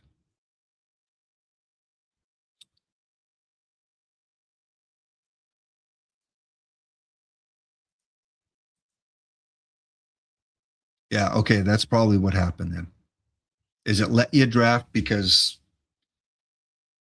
somehow they didn't eliminate you before you drafted. So you probably missed on being the last person by milliseconds. But if there's less than 32, you're for sure going to get in. Or less than 31, I guess. What else do we got here? Let's go with, this is a bad round.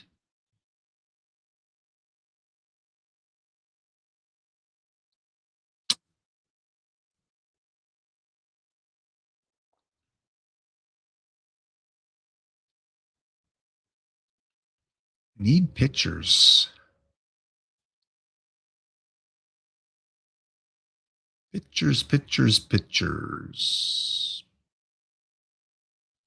No good ones. Honeycutt's not really good for this era, but I'll take them. And Cordero.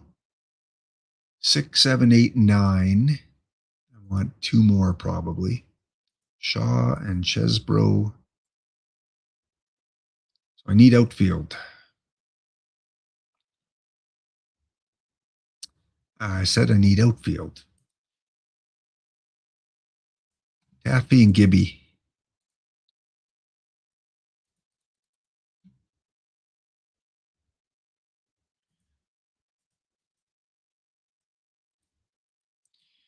Not a great draft.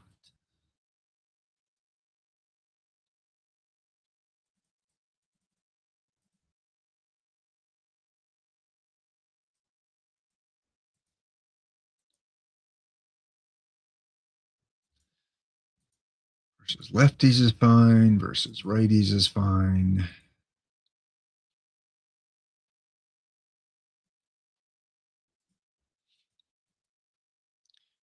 So Pete Rose, you're a starter, so you don't really need to back up anywhere.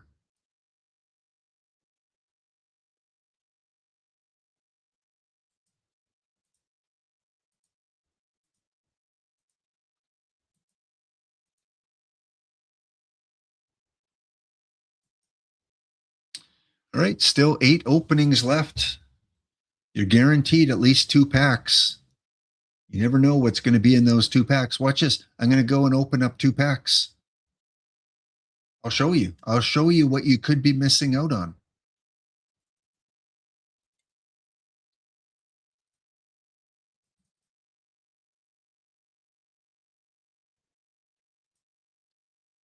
Look, you could have had yourself. Okay, that's pack 1. Look what you could have had.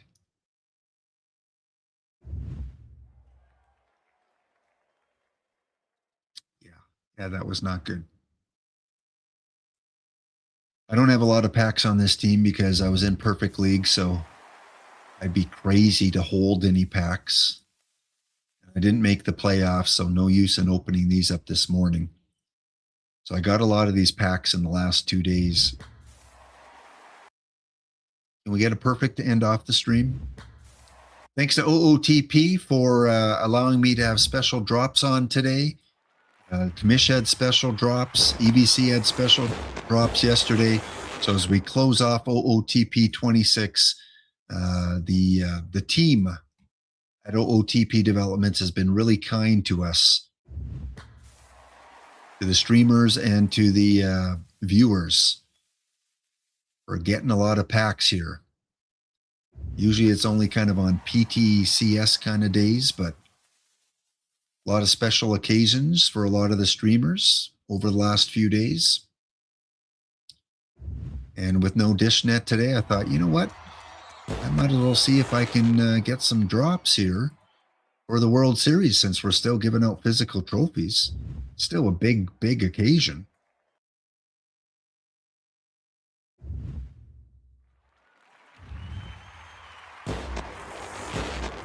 Again, going to stay on for just like 3 more minutes.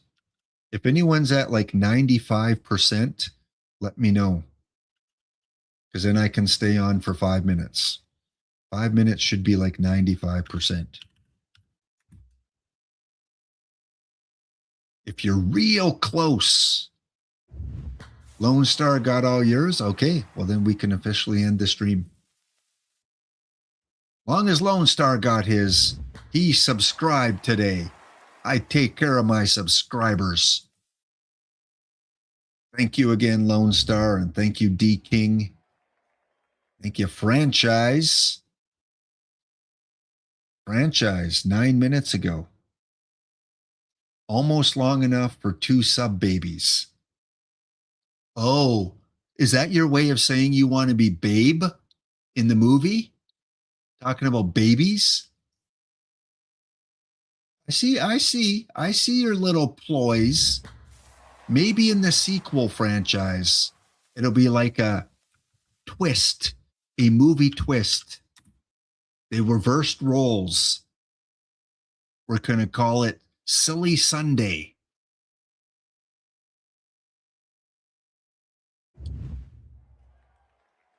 Oh, that was just trash. Okay. Oh, missions wise. Look. Okay, come on. Submit. There we go.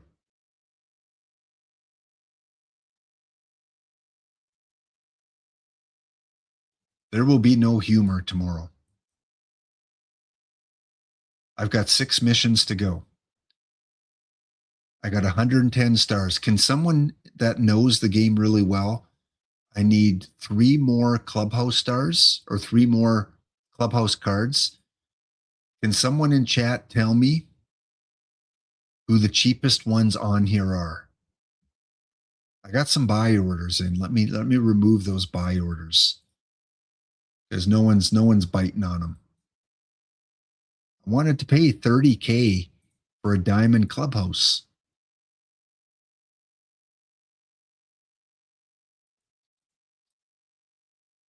All right. I'm not paying 88. Go fly a kite. Who are the cheapest ones? Tech. There you are. Congrats. Ottawa. Hammerheads. What a series. I showed off all 7 games. And as a possible fellow Canadian, you almost got kind of reverse swept and you were down 5-3 in game 7. Bundle of Canadian nerves you are. Holy smokes. When the Orcas came back and won game 5 and 6, I went, uh-oh, not looking good. And then they were up 3-0 on you. They were up 5-3 on you. We go to the 9th inning. You're up by 1. What a exciting series. Your first championship. Display that trophy proud. Because I was in Perfect League this week. And, you know, I'm going to be honest with you, Tech. Because that's how I am. My team actually did better than your team this week.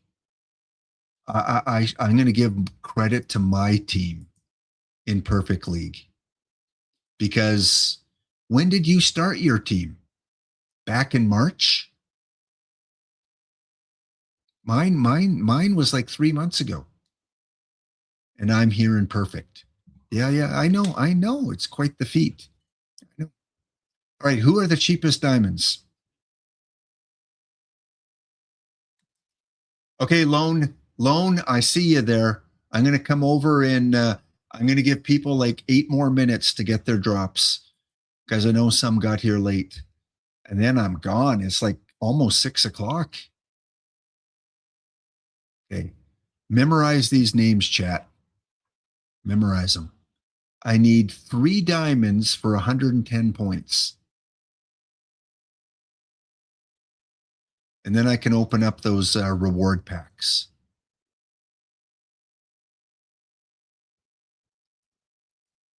$99 to $90.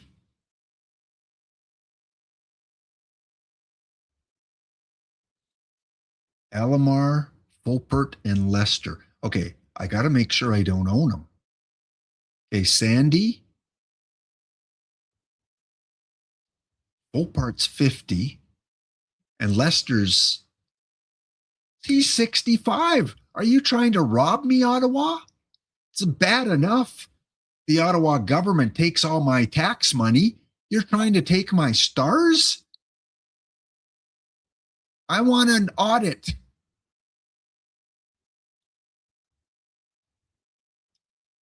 Sort by base cards.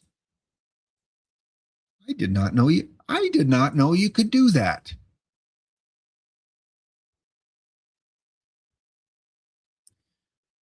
Okay, House Sanders, they're probably not eligible.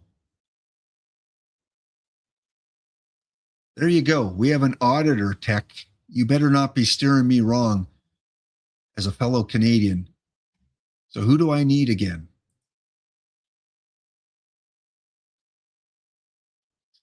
Last call diamond.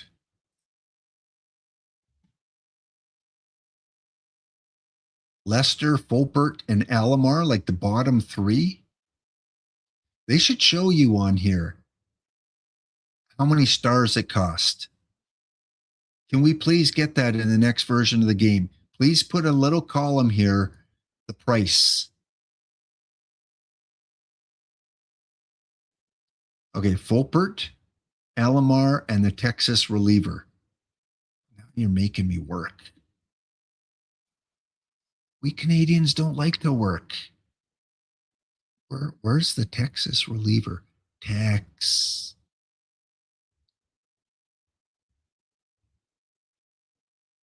I might own them already.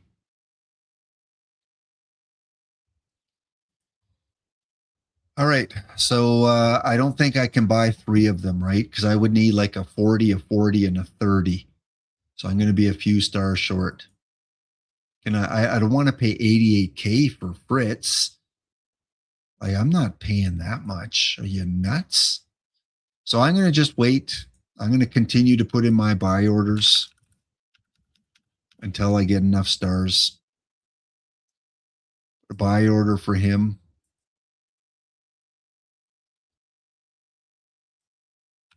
A buy order for him.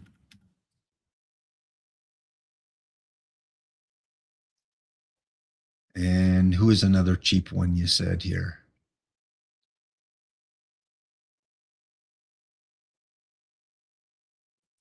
Leon, Chris Hoyles, Corey Kluber, Corbin. Let's put a buy order for Corbin.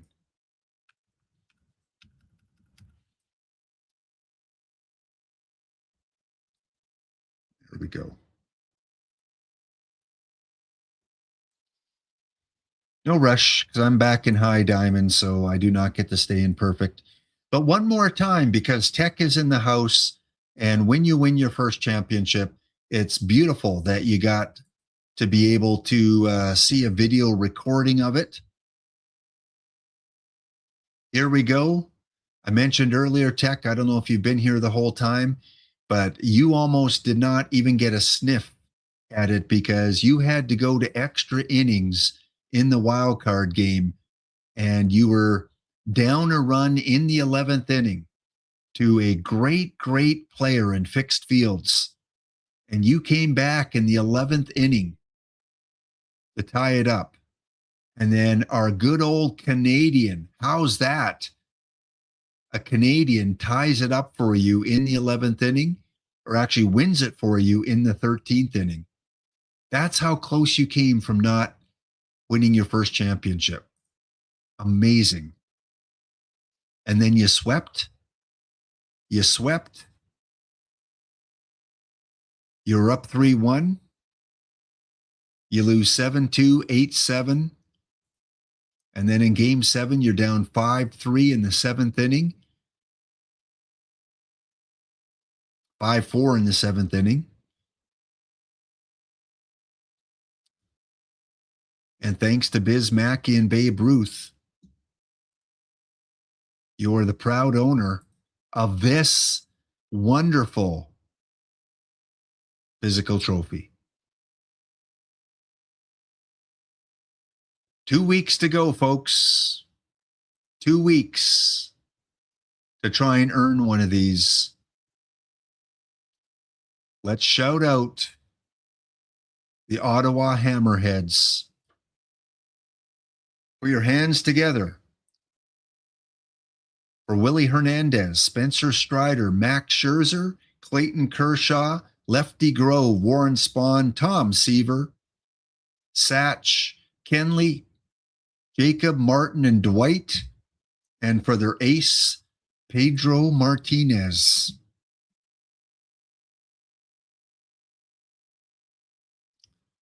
Pedro had a solid playoffs.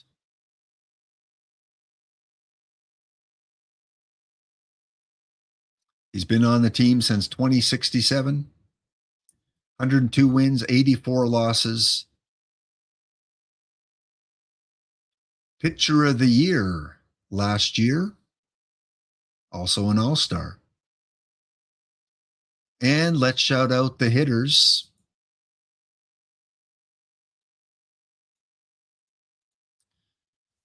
Congrats to catchers Cal Raleigh, Biz Mackey, the Norwegian John Olerud, the only 101 card on either team in the playoffs.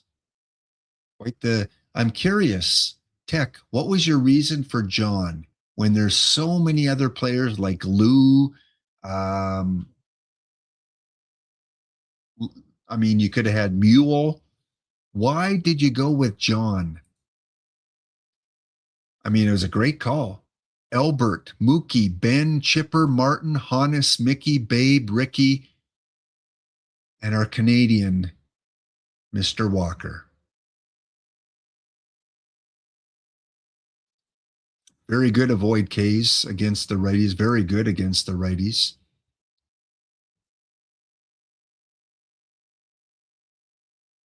I didn't have a great regular season,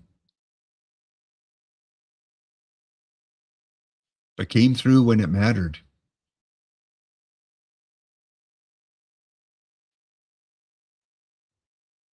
Look at this. He had a game 1 of the World Series. He had 5 RBIs, 2 RBIs in game 3, 3 RBIs in game 4. And then he went fairly quiet. Did get a double and an RBI in the final game. You tuckered him out.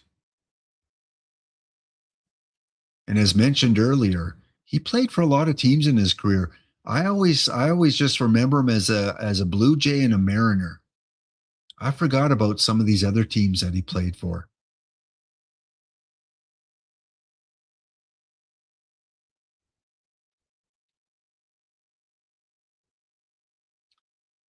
Blue Jays always had a lot of just very, very gentlemanly first basemen, didn't they? Like if you think of a lot of the Blue Jays first basemen, they always just seem to be nice guys.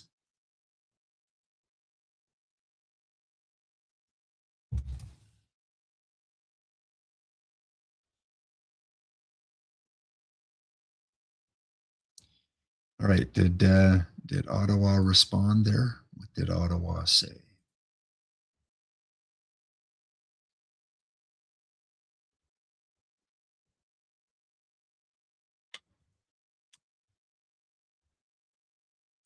Great against righties against this year. His L5 does really well. Yeah, well, that again, he without him, I don't think you would have got to the finals, or at least probably would not have won the finals, because the first 4 games, he won it for you, or he was at least a big part of winning it for you. Well, let's check in on the perfect draft. 20 packs go to the winner today.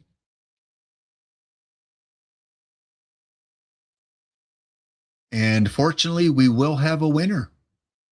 The 20 packs will either go to the Greek City Geeks or to Joe Quills. And you know what's funny? You know what's really funny, at least to me, is synchronicity. There were 2 people at the beginning of the stream. Well, there were 4 people. But the last 2 that put in their watch streak, Castanar put in his 40 stream watch streak. Joe Quills put in his 50 stream watch streak. Mr. Audit and Trod Baseball did as well. But the 2 big watch streaks were Joe and Castanar, and they are in the finals.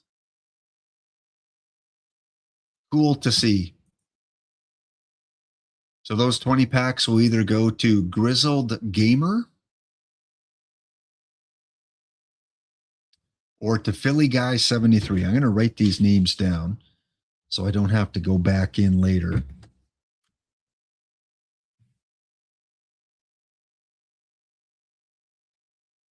Grizzled Gamer or Philly Guy 73.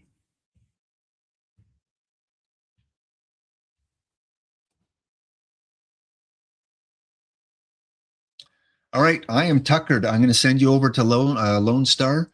So Lone Star, crew coming there for you. Treat them well.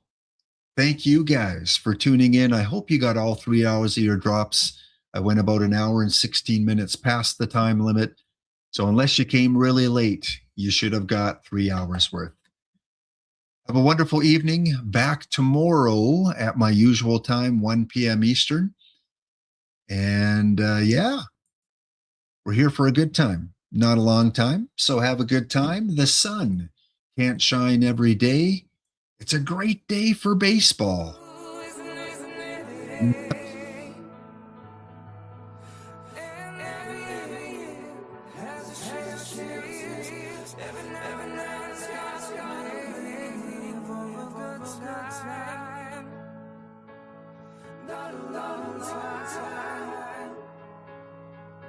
So have a good time. Sun can't shine every day. We're here for a good time.